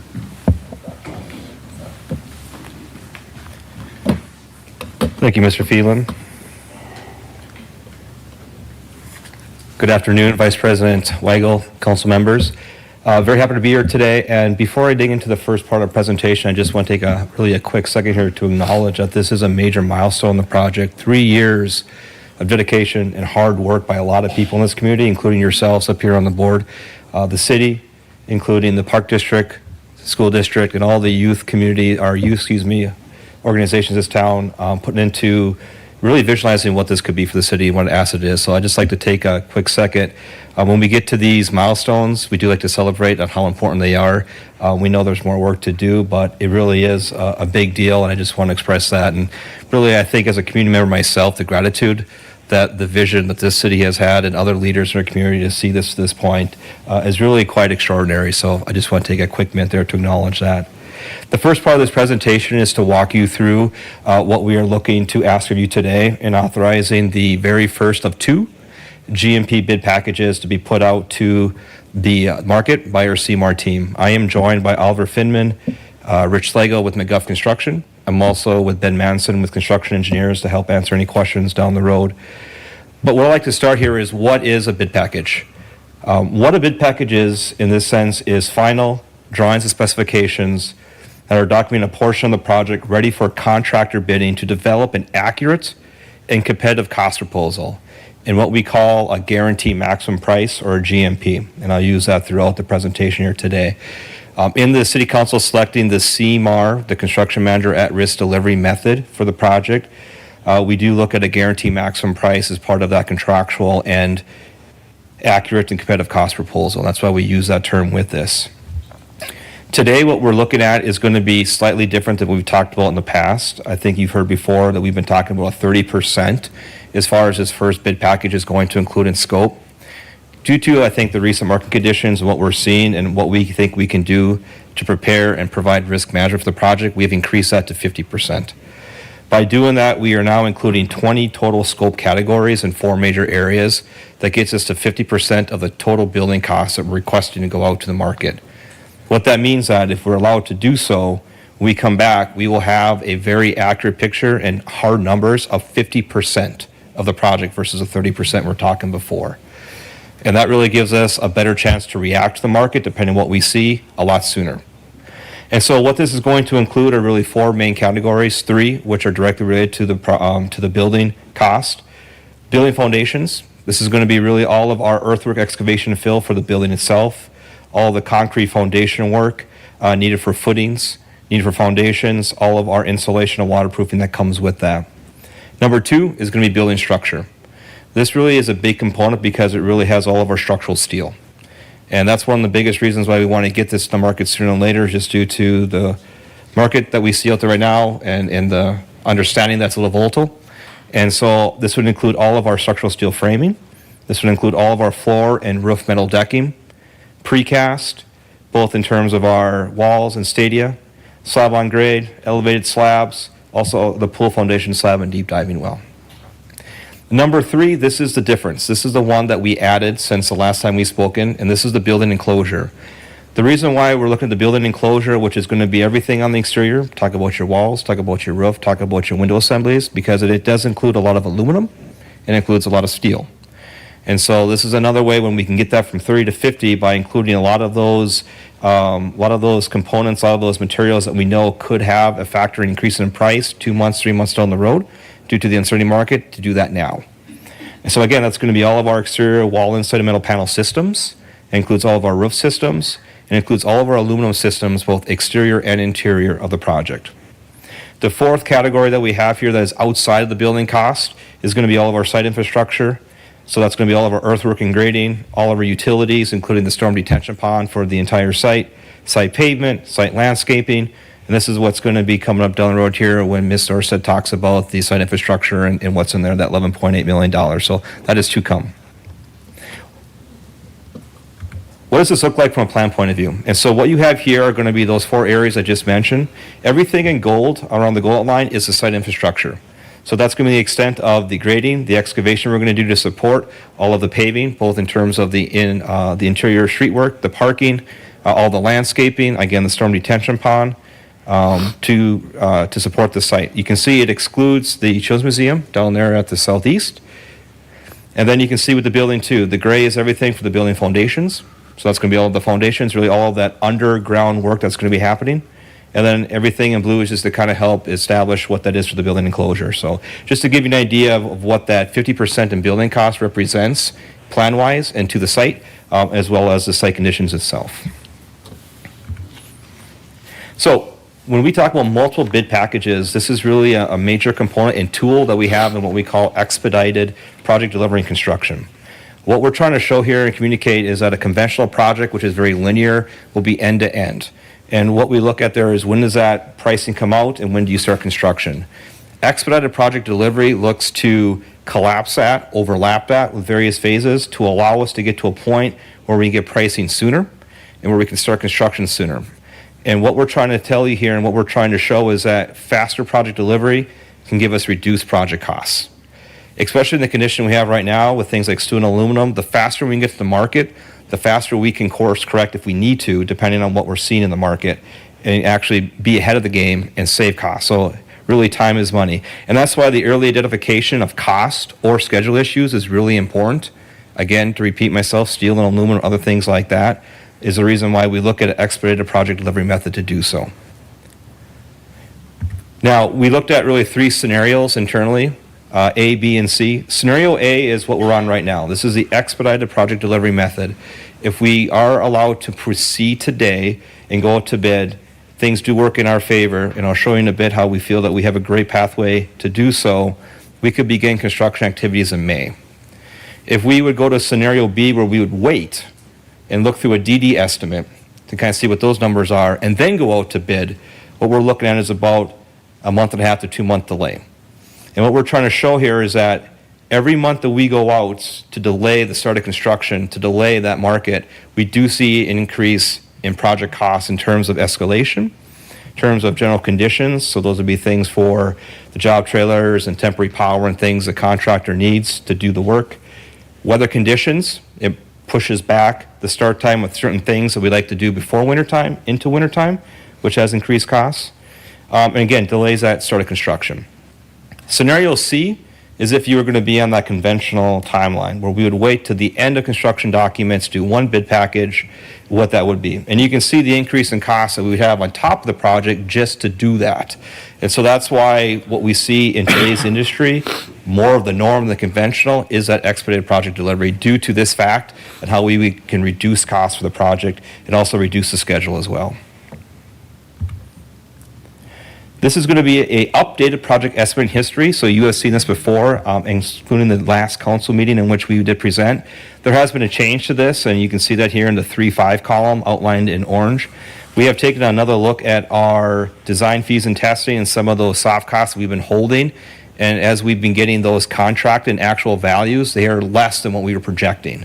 And so because of the reduction in those soft costs, in those design fees and testing fees that we have, we're now looking at a budget overage of 3.6 versus the 5.9 that we came to you last week. If you look at everything from 9:30 till today, what we're looking at is a trajectory that's given us within striking distance of being on budget. The second thing I want to bring your attention to is down at the bottom left is the 7.14 that we're holding in design estimating contingency. What we're showing you here is that we have that 7.14 that could do 2 things. One, depending on how the numbers come in, that can reduce the cost, the construction costs. but it also provides us the coverage we want to have for the owner contingency. And we've talked before that currently, and you can see here in that line item for design fees and testing, that we're currently excluding the owner contingency, but it's a very important thing. Mr. Veen's talked about that a lot, and what we want to show you here is that we do have a pathway to help with some of that reduction, depending on what does come with the bid results, but also that we do have that protection for risk with the owner contingency set aside. So being 3.6 over budget, but having 7.14 in that contingency to help us bridge that, to give us a pathway to that budget. Last thing before I turn it over to Mr. Orsted is going to be a 60-day timeline. So today, March 17th, St. Patty's Day, is here we at, and looking for the consideration to authorize city bidding for this first bid package. The next few weeks are going to include the DD estimating. So one of the other benefits we have right now, while we don't have the DD estimate done yet, it's in process right now as we speak. We will have that before we get the final bidding numbers back. But what's great about that DD estimate, which is going to be the complete picture of the project, is that half of that, 50% of that number, is going to come from actual numbers from the trades, because we're doing it roughly at the same time. That gives us a lot more understanding that the numbers we're seeing is accurate. It gives us a really good forecast as it comes in with that, because 50% of that is actual numbers. And at the same time, whether the DD estimate or the bidding results, there's really nothing that the city has to do in terms of accepting or doing anything. The control is still with the city in terms we have, but we get a better forecast sooner, and then we can react quicker. The next city council updates that we'll have more information will be on April 21st. That will be our DD estimate. So we'll have that DD estimate to prepare and review with you all on the results that we're seeing. And then April 28th and May 5th will be the next committee of the whole and city council meetings, where if we do move forward today, we will have those bid results of that first bid package to present to the city and the outcome of those. So with that, I thank you for your time, and I will turn over to Ms. Orsted to tackle the second half of the presentation. Thank you. Thank you, Ms. Orsted. Thank you, Adam. So just a couple slides here I want to review with you. We've spoken of this several meetings prior about this financing plan, and it's getting to be the time where things are really starting to come together here.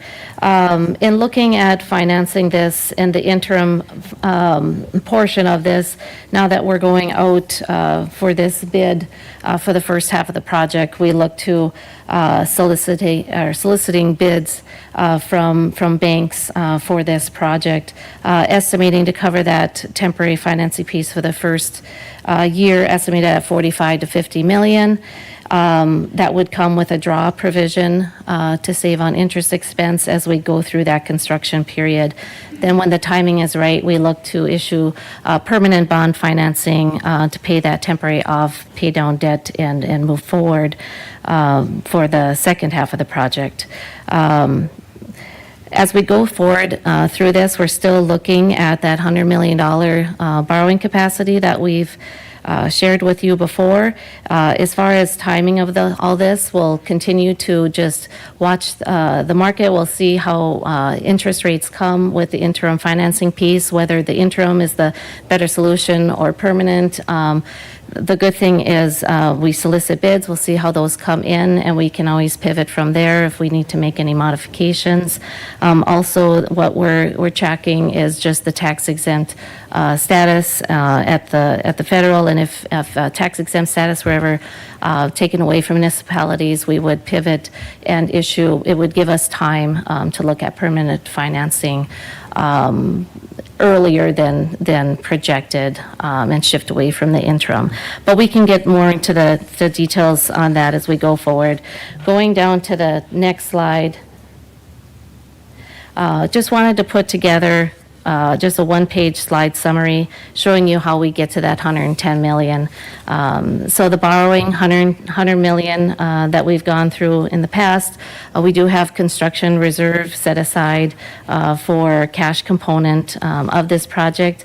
And then you can see how we have listed, Altru, of course, is 10 million. That's over 25 years, but upfront, that 900,000 initial year, and then other donations is how we come up to that 110 million. We have had very good years with sales tax collections, interest earnings, and we've set some of that aside, targeted toward the FF&E costs of the building. And then not a lot of time, I don't think, needs to be spent on this. Again, we just recently brought this forward at a meeting, but that just once again sums up the site infrastructure that's estimated currently at the 11.8 million, varying sources of cash, and then ultimately those special assessment components. What I did want to clarify with you in the public, I was approached by a couple in the public that came out of the meeting thinking they'd have to pay a special assessment for this project, and that is not the case. So I just want to make sure that's clear with the public that you won't receive any special assessments with this. It's really a financing mechanism that the city uses, and we use the sales tax to pay over time, whether it's the economic development sales tax or the 0.75% sales tax for the portion that relates directly to the facility. But what we look for tonight, based on the financing portion of this, is really the authority to approve that resolution to go out and advise staff to go solicit bids for this interim financing piece. Thank you, Ms. Storstad. Comments or questions? Ms. Osowski. I guess I'm okay with pushing the project out. I have no issue with that. One question that I have is, so we are using our 0.75% sales tax to bond for the $100 million. And I believe last time we had a presentation, we also had the 0.75% sales tax allocated to help pay for the infrastructure. So my question is how do we allocate the same money to two? So Mrs. Salsky, Vice President Weigel, members of the council. So what happens with that 0.75% sales tax can be used for not only the Alara Center and capital related to that, but also this facility and capital infrastructure related to that building. And that's the portion that is being used from that sales tax, is that infrastructure that relates directly to the benefit of this building. Does that answer your question? Yeah. I guess another question that I have is, how much money could we bond for with the 0.75% sales tax? Or is $100 million it for the full 0.75% sales tax? Yes, Mrs. Salsky, members of City Council, the 0.75% sales tax bonding capacity that we are estimating is the $100 million in total. So in combination of the rolling off of the debt and paying down the Alara Center and the new debt, we would come out of this with the $100 million bond. So if we allocate the full 0.75% to the $100 million bond, then what is left for the Alara Center? So what we have is, we have an estimate projection that sets aside a certain amount of money each year annually above the debt service for capital for both the Alara Center and for this new facility. It's going to change from year to year based on the CIP that the Alara Center has brought forward, but in total, it's going to average around that 3.7 million a year, and then 1.5 million a year for the new facility. And then that would go into a capital reserve to be drawn on as capital needs arise. So we have a 5, 10, 20-year capital replacement items baked into the projection that we have out to several years, or 2060, I think, is as far as we have that projection figure currently. Okay. So the Altru naming rights, they're going to initially give us $900,000 and then pay us $300,000 a year for how long? That 10 million gift or donation is based on a 25-year term. Okay. Councilmember Osowski, could I ask Maureen? I think that would be helpful. You asked, the question was, we've picked $100 million in bonding, right, as the most prudent path forward.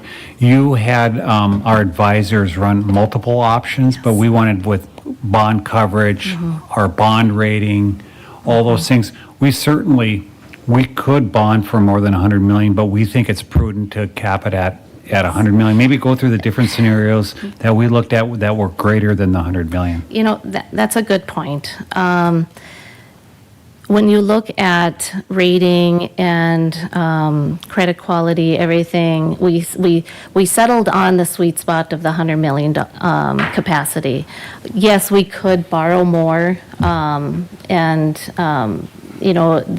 we wouldn't show as great coverage, but to maintain our current bond rating of a AA3 that we currently have on the Alaris Center bonds, that's where we came to this $100 million capacity borrowing to not jeopardize that. As we go through to, like I said, more or less on capital, you're going to have years where you need not as much, but other years where you're going to have those 10, 20-year capital replacement items. So we have time to work through that as we go, and our plan is those dollar amounts that I referred to stick those away and draw on as we need. But yes, our capacity could be more if we could, but we want to maximize our capacity to the extent to get as much as we can into this project, into this building, without harming any credit quality. Thank you. I guess personally, the project is over budget. And then we have about another $12 million in infrastructure that we're going to pull out of other funds, which has kind of been my issue for this project the entire time. I thought the entire project would be paid for by the sales tax. I think other people were under that impression also. And so I'm still looking at a project that's over budget, still pulling funds out of different funds to pay for the infrastructure. I still do not agree with what we're being presented at all, although I would like to see something be built. So, thank you. Thank you, Ms. Osowski. Ms. Lunsky. Can you tell me what DD stands for? Is it Design and Development? Design development, yeah. And maybe Adam can speak to that. Maybe. So maybe we could just step back for a second. I thought we were supposed to approve design and development tonight, but I see like on here it says that there's a 5-week estimate for the final design and development. So I guess I'm confused at exactly what we're voting on tonight. Councilor Lunsky, so what we're asking tonight is to authorize actually final drawing specifications for 50% of the project, which is that G&B bid package. To get there, we had to complete 100% design development. And so when I go back to, if I could here, this slide right here showing the expedited project delivery path, to do this and to shorten that time, we're completing DD on everything, 100% design development. And what that is final design on everything. The next phase is called construction documents, and that's figuring out the details so that we can put out a package that the contractor can take and put together, right, and build it.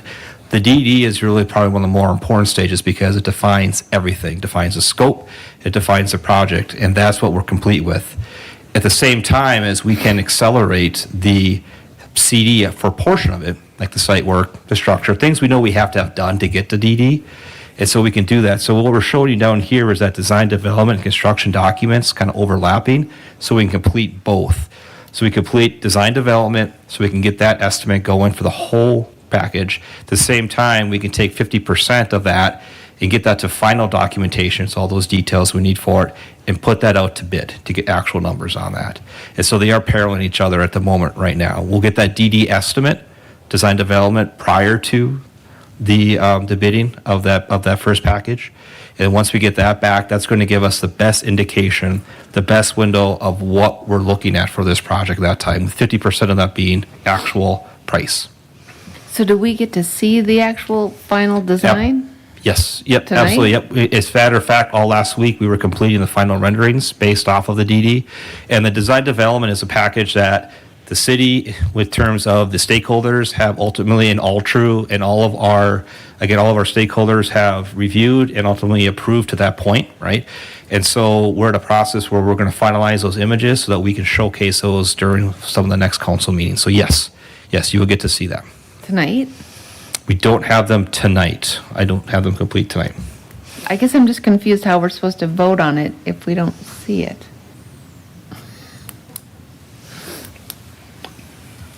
I think the plans and specifications for this first GMP were sent out. And I think the DD that you're currently working on are all the internal parts of it. But what we ask you to move forward with right now is kind of the early out structural components of this that will set the footprint of this facility, so that we can get that 50% back. And in the meantime, in mid-April, you're going to see the renderings, and you're going to see that remaining 50%, what that final estimate looks like. And then when we come back here in later April, you're going to have the hard numbers on the 50%, and then we'll have to discuss the remaining 50% of whether we feel comfortable to move forward with that final 50% based upon the first. Thank you. Mr. Bean? Yeah, if I could, first of all, I want to thank everybody for the amount of work that's been in since we approved the schematic design and went to DD. There's been involvement by a number of us in trying to move the project forward. Normally, I think to answer your questions, you start out with a program, just a concept. You go to a schematic design, which is just that, schematic. The next phase is DDs, which is design development. And then once that is complete, you get into the more intricate details and come up with the construction drawings. That is the type of drawings that the contractors can bid off of. There's not enough detail in it up front until you get to that point. That is why we look at, after each phase, having the contractor, in this case, not the architect, do an estimate to see where we are in comparison to budget. And as we know, when we did SDs, we were out of budget, and we had to make a decision to approve that and go on to DDs. It's something that I was a part of when I voted on that. My intent and hope was that between SDs and the finalizing of DDs, we could do a couple things. We could get the project on budget and have a program that we wanted to finish. The program would be the details of how the building would be laid out and designed, and that we would get there. I would say what we're doing is not conventional in my way of looking at it. We haven't finished the DD, they have completed the DD design. We don't have an estimate to know if the new design is, how close that is to budget. That's what they were talking about. That won't be ready until April sometime. I would wish we could get that quicker, because that's, and so what's happened now is they've proceeded with construction drawings, getting ready for bids prior to knowing if the DDs are on budget. That's what I would say is not necessarily conventional.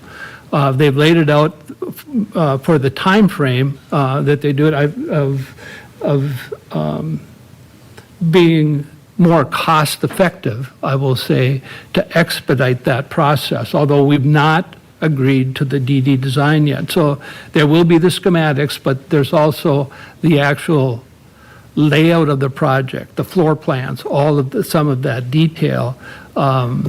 And we're still looking at what I think are the four areas. You've got the aquatics, the turf, the pickleball, and you've got the office administrative area is what we're trying to do. What I had hoped to accomplish was, between the schematic design and finalizing and the DD drawing completion, is that we could figure out a way to get the project on budget. And that would be around any modifications in the program, or my hope was increase in budget, find money from some others that we would be able to do. What I remind us is that we have one chance to do this right, and we really got to figure out how to do that. This is a quality of life project that's going to last for 50 or more years, so we got to get it. And the other thing to remember, I believe, it'll never be less expensive than now. It'll always go up in cost. So the sooner we can get moving on it, the better we could normally be. I will tell you, one of the biggest risk issues that I have going right now is what's happening with tariffs and how that's going to impact this project. And it isn't just just the threat of them has an impact on some of the major pieces like we've talked about, steel, aluminum. And I'd like to hear more a little bit about how contractors can bid something like this, which is a steel building, with those threats that are going on. But then not only does it impact that first 50%, it's going to impact the whole project because your mechanical, your electrical, all those many of that components come from overseas. That's why I say there's a lot of risk right now out here with what these costs could be. And I don't know how you even estimate it, to be honest with you. It's going to be a bit of a guessing game for how we would move forward. I was hoping that we would have more certainty when we had this meeting at this time, that we would be able to understand the DD design and the estimate, and that we would then be able to, there's two ways of doing this, at least the way I've looked at it. You can go ahead and bid a project that's over budget, and then to get it back on budget, you would have to negotiate to bring things out. Or you bid a project that's on budget, and then you have ad alternates where you bring things back in. Because if you're off budget, you're going to have to do one or the other, unless you're other. The other thing that I'm trying to get my arms around is to know where we are with all of the contingencies. And I've seen you've made some adjustments here in what we anticipate, but we don't know. And I was interested to hear Maureen say that there's some monies now for FF&E that we don't have in here, and I'm not for sure where that money is coming from. Because of where I'm at, what happens is your contingencies, when you have more detail in the design, the contractor can better adequately estimate the project, and then you use up what I would call some of the design contingencies. And with more information, better estimates. That's why the estimates keep getting better through every phase of the project and become more accurate, and your contingencies go down. And so that's what they're trying to do now, is try to better define the contingencies, but we don't. I know we did not have an owner's contingency before, and we lacked FF&E. I believe you're trying to identify where that owner's contingency might come from. Is that accurate?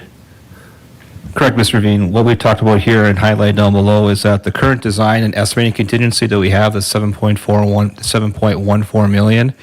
That portion of it will be used and roll over, and a certain portion will have to be decided about and negotiate with the city how much they want to hold, but that would be part of our owner contingency. And so that's what we'll be using for that, to cover that. If Correct. that isn't eaten up in what we could have with the risks with tariffs and everything else, because that would be a part of what estimating. It's really an unknown at this point in time.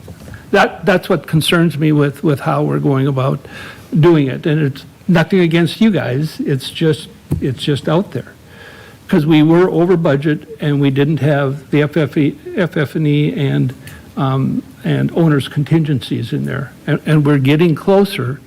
So that's what's been bothering me. And Adam, I had a chance to talk to you last Friday to get a bit of an update on this. So for me, it's pretty fresh for where we're at. Preferably, I would always get at least through DDs, if not CDs, before we would be asking approval to bid. But I do understand the value in doing an early bid package, because weather conditions are always impactful. It's quite common to actually do early bid packages. But we're moving this thing here, I think, forward quick. What I'm concerned about is that there's a cost to delaying the project. I don't understand the exact 1.4 million, but there can also be a cost if the project comes in over budget and we have to come back and figure out how to get it down. For me, the ideal thing would be is to get it through DDs so you've got more certainty before you would go out and bid. To me, that's what makes the most sense. Still accelerating it, but not probably to the level that you've shown for the accelerations. Could you respond to that? Absolutely, Mr. Veen. Yep, and that is a possibility. On this graph right here, number 2, scenario B, is exactly what you talked about. Is that if we would wait to a DD estimate to understand what that is, be in a shape where the city council would like to move forward with bidding, we can do that. The thing that happens that pushes out our start time for construction and other things by a couple months to do so. And there is a number to that at this stage. What I can tell you is if you want the most certainty about where we're going to be at, in 1 month, we would have not only the 100% DD estimate, but we would have those bid results back that represents 50% with no risk to the city in accepting anything at all.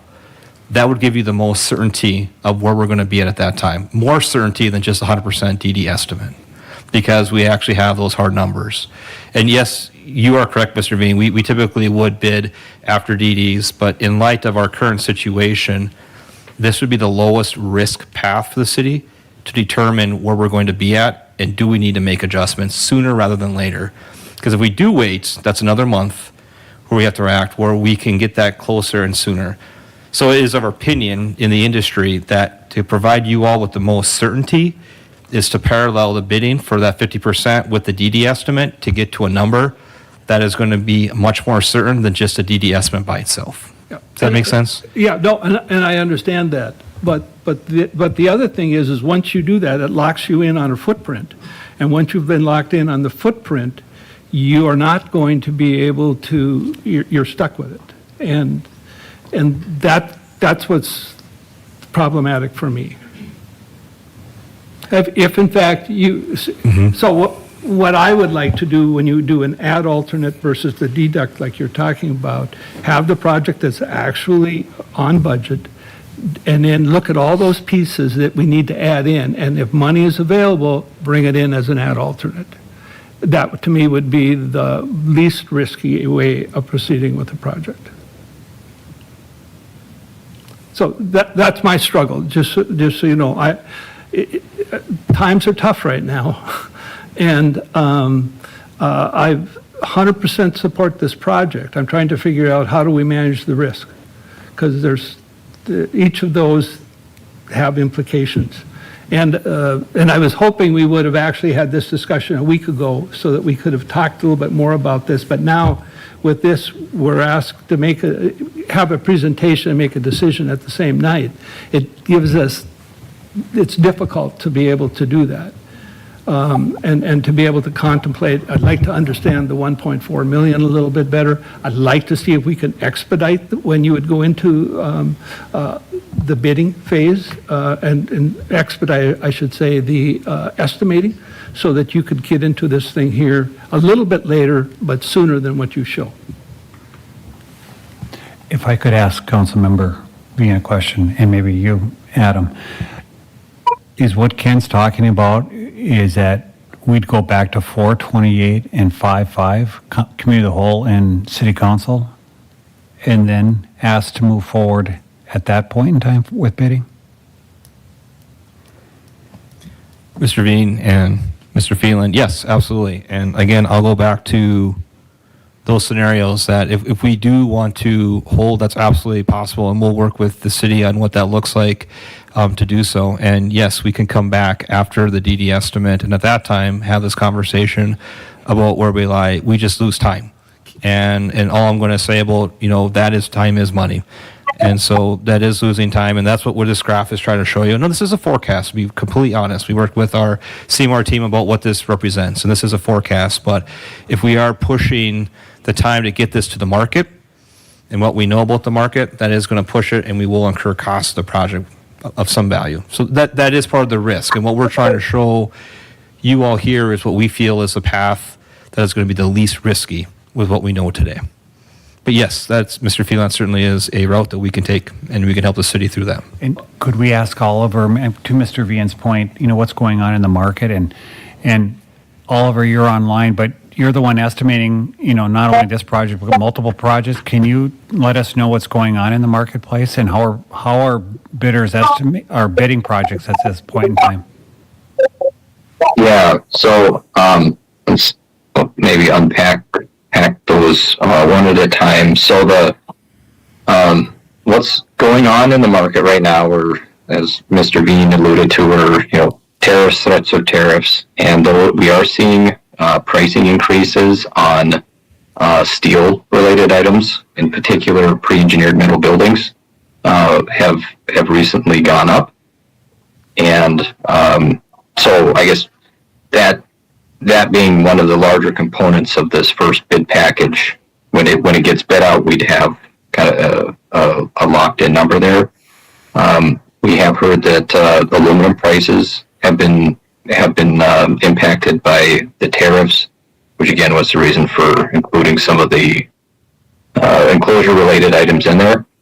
So, admittedly, we haven't bid a project out in the last 2 months that have those components in them, but we have been bidding out other projects that we've been seeing really aggressive pricing here locally. That seems like there's a number of contractors that are out looking for work, and we're I guess optimistic that will carry into this first bid package. Can I ask a question? It's intriguing to understand that contractors may be looking for work since there may not be as much work, right? You got that going for you, and yet the price of materials, your switchgear, your electrical, and all of that, I'm not for sure where all of that is manufactured. You've got the potential impacts of those materials, right? Correct. Yep. And we're still like switchgear, for instance. I think the market's still trying to sort itself out a little bit when it comes to some of those items. There's a little bit of a lag, that it takes just for the full impact to be felt. And the switchgear, for instance, it's manufactured in numerous countries. So it kind of all just depends on what manufacturer it is, where they manufacture. There's some domestic, and there's obviously international there. And if maybe I could address your question from earlier about you asked about the 1.4 million and what that increase was in between scenario A and B. And what I looked at putting that together was, one, the impact on schedule and pushing more of the weather-related work into the winter, the concrete work. So that was a large component of that. And then the second thing I evaluated was waiting longer to put out for bid some of the seasonal work like earthwork and concrete work, that we know once the sooner, what's the right way to put this? The longer we wait into the prime construction season, the fewer bidders there will be for earthwork and concrete. Like, those guys are actively trying to fill their backlog right now for this summer's work. So kind of an assumption we made was that, we perhaps wouldn't see as many bidders and likely not the same type of bid results. So that was kind of the two major components that made up the change from scenario A to scenario B. Thank you. Mr. Bean, do you have one more? Yeah, I guess one of the questions I'd have is on what I was looking at in the DD. Once your estimates are complete, you can do your value engineering, and then based on your value engineering, I don't know any project that isn't value engineered after each design phase, that you bring it back into line. when you don't have the DD estimate and you're proceeding with construction drawings, you haven't had the opportunity to tweak the project and get it more on budget. That's another part of the question that I have here as you try to move this thing forward. So what I'm probably expressing is my frustration with where we're at, and is it the best path forward? Because I don't see I see a lot of potential problems with trying to do it, with where we are today with this project. I was originally wanting to say we should table this project, because I'm not about to vote against it, until we have a little more information. I'd like to understand how much quicker we could work at getting our cost estimates complete. You're taking, what, about 6 weeks to do cost estimating? Mr. Veen, we have 5 weeks for DD estimating, so we started in end of February. We'll be done on the 4th of April.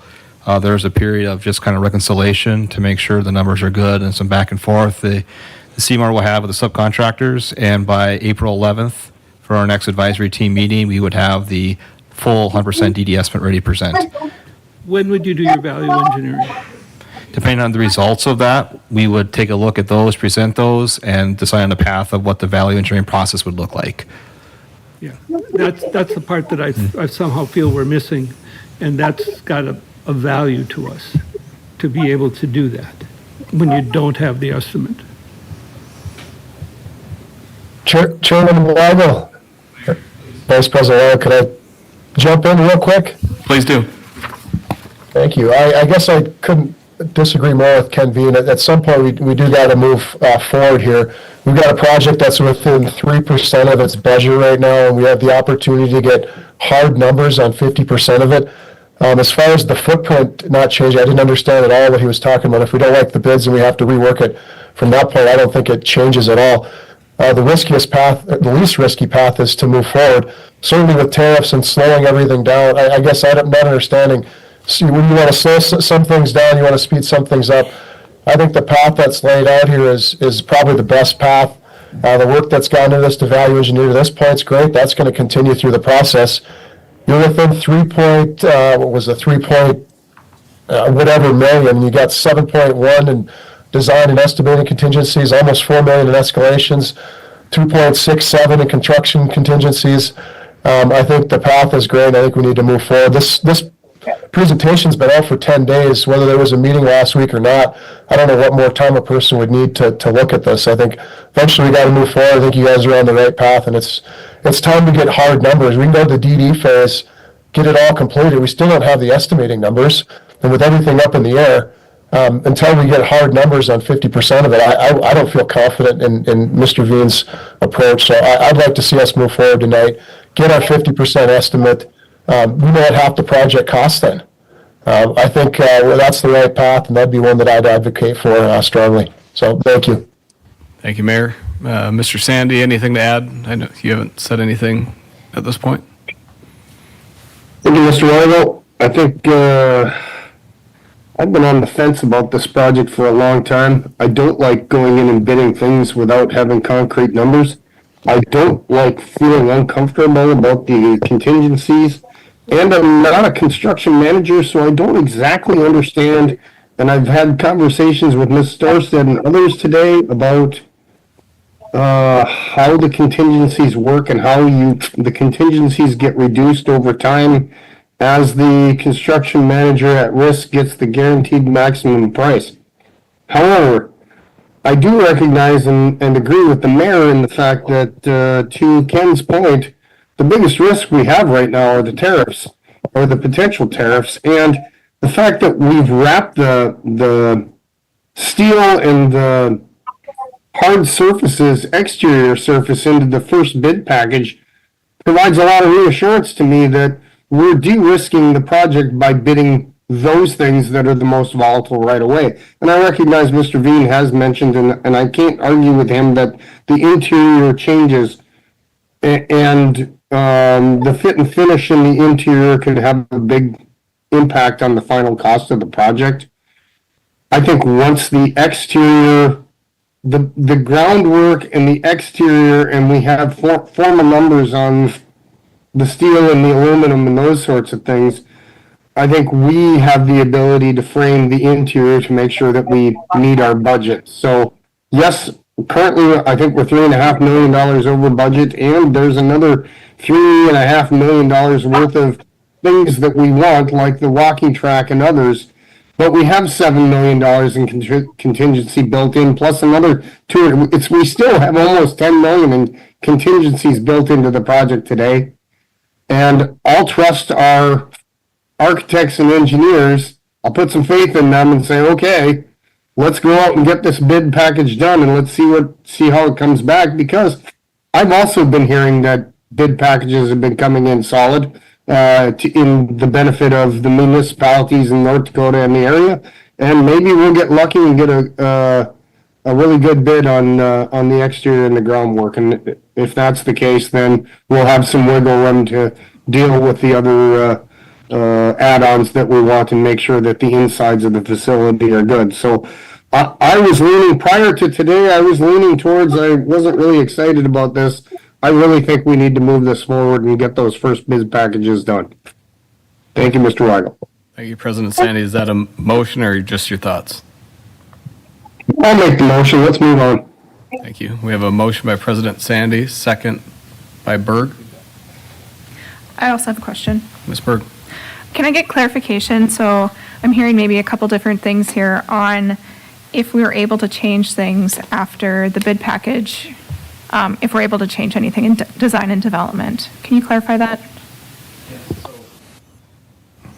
Thank you, Councilmember Berg. So to clarify, JLG as the architect of record, our contract requires us to hit the budget with a design. And so after 100% DDs, and with the bid results we get back, the estimate results we get back, if we are still over budget, it is on us to get us to budget. Means that we work with the city on, as Mr. V known as Fellow Engineering, and we figure out a pathway forward. This is at no additional cost to the city. It's part of the work we have to do to get the project to budget. So with what Mr. V was talking about, that when we do this parallel, we do have some of that in a CD format. We can still change, and that's going to be on us to find that way to budget. And yes, we can do that. Does that answer your question? Okay, thank you. Thank you, Ms. Berg. We have a motion and a second on the floor. Maureen, do we want to just do a roll call vote?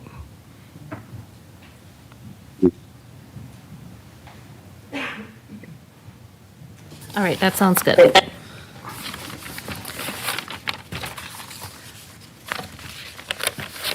Let's start with Osowski. No.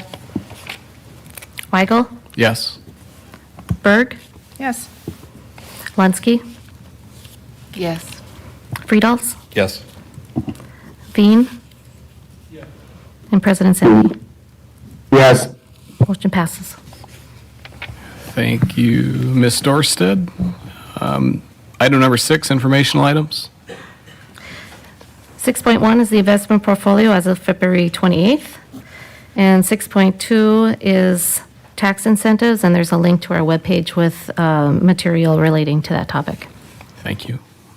Item 7, approval of minutes and bills.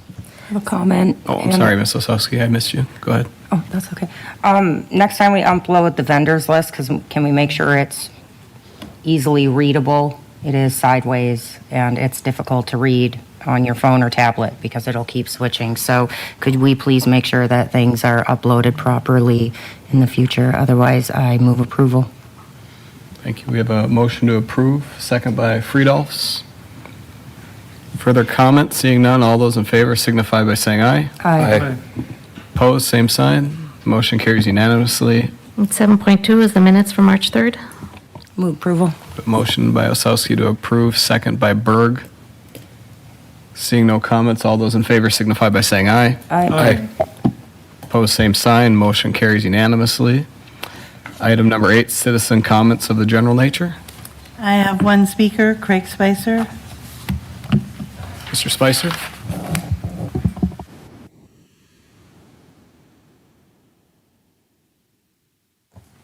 This side, Todd? Just gave you that, you could reference it in a second, okay? That's not Cadillac's Bible, so you can touch it. Hi, Good evening. I'm here just to talk about the book that I've recently read. Been out for about 3 weeks. It's from Senator Tom Cotton. He's from Arkansas. He's on the Senate Intelligence Committee. And the book is entitled 7 Things You Can't Say About China. So I'm just going to read a few things that come from the book. And basically what it's for is because I'm kind of promoting the book because I'd like everybody in this community to read it because it does affect us, being as Fufang still owns 340 acres of property in Grand Forks.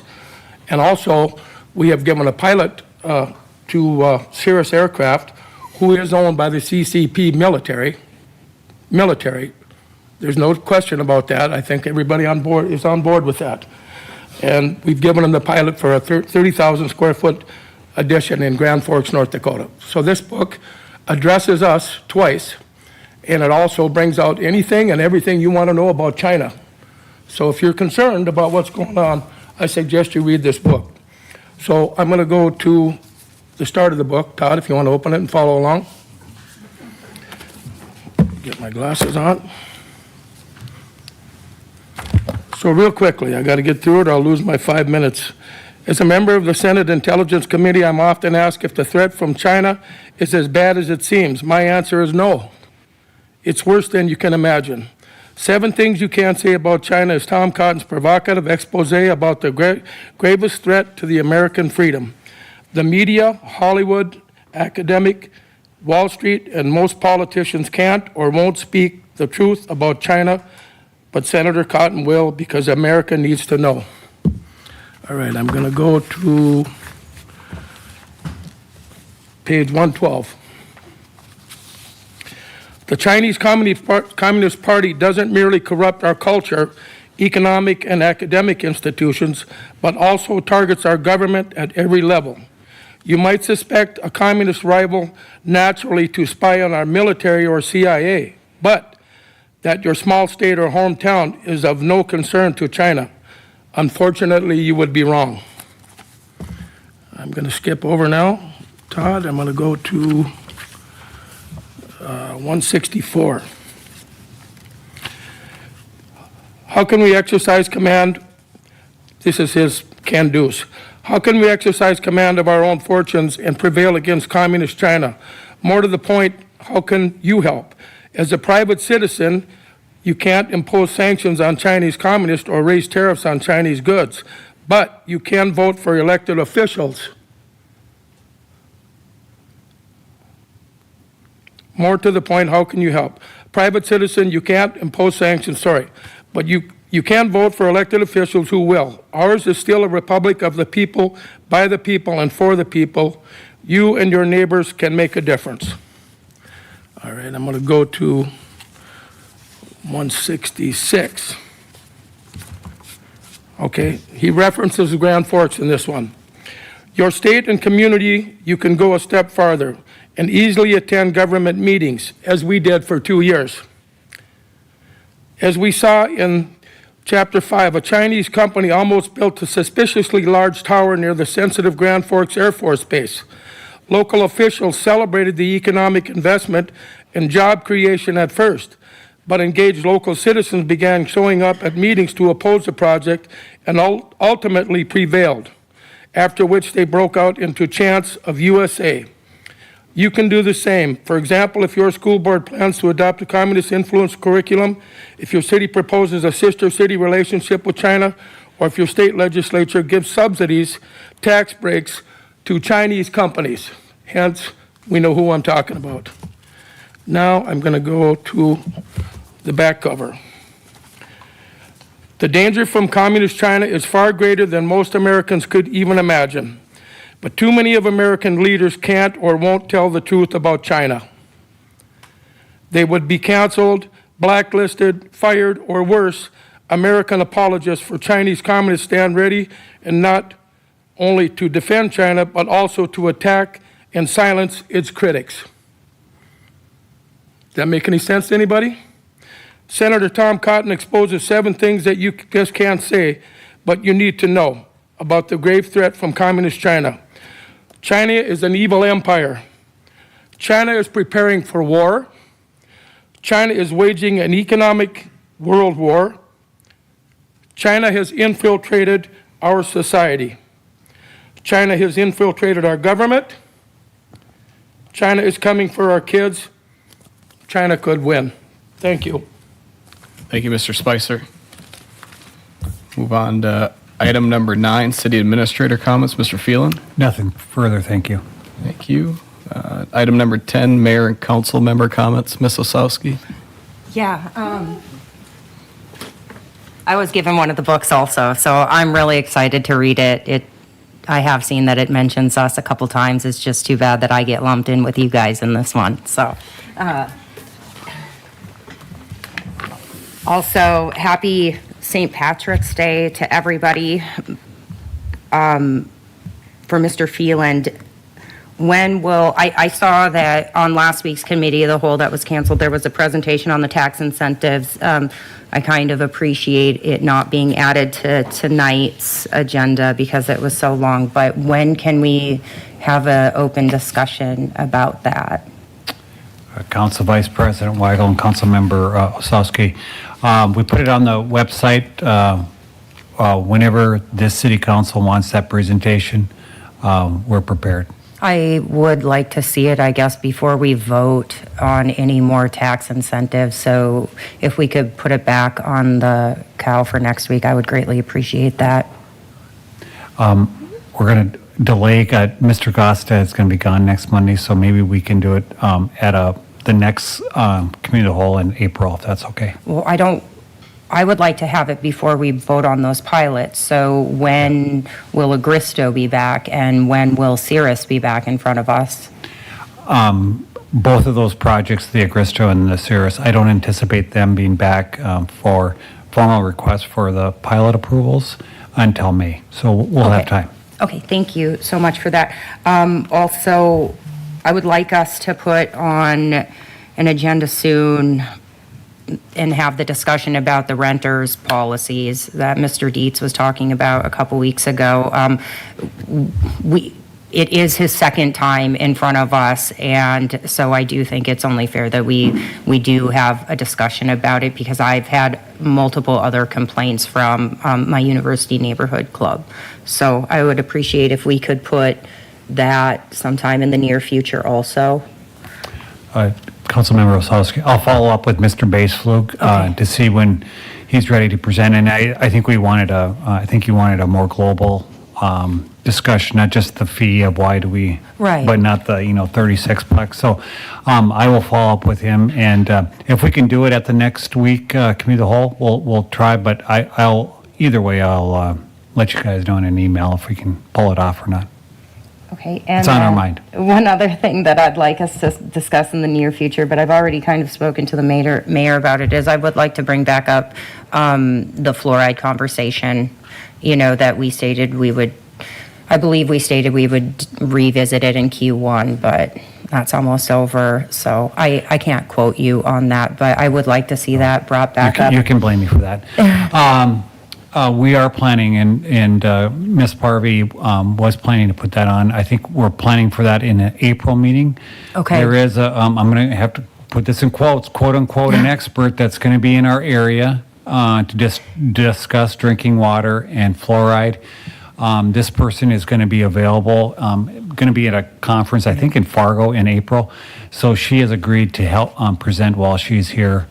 And give you the pros and cons of fluoride and what's regulated and all that stuff. So we anticipate in April, and I will send you an email on that one too, on that specific date. Yeah, I think I have someone that can speak in opposition of that, so I would really like to get that planned as soon as possible and get as much notice. I've noticed a couple people in Bismarck are getting really excited about the topic. Been reading some things from Jim Kershaw and the DDS Johnny Johnson, so it would be nice if one of them would come also. Yes. But otherwise, I hope everybody has a great week. So thank you. Thank you, Ms. Osowski. Ms. Berg. Yes, I was actually also going to ask about the pilot presentation, so I appreciate you working on that. That's all. Thank you. Ms. Lunsky, nothing? Mr. Friedolfs, nothing? Mr. Bean? Nothing? I don't have anything. Move on to item number 11, adjournment. Move Moved by adjournment. Osowski, second by Mr. Friedolfs. All those in favor signify by saying aye. Aye. Aye. Opposed, same sign. We are adjourned.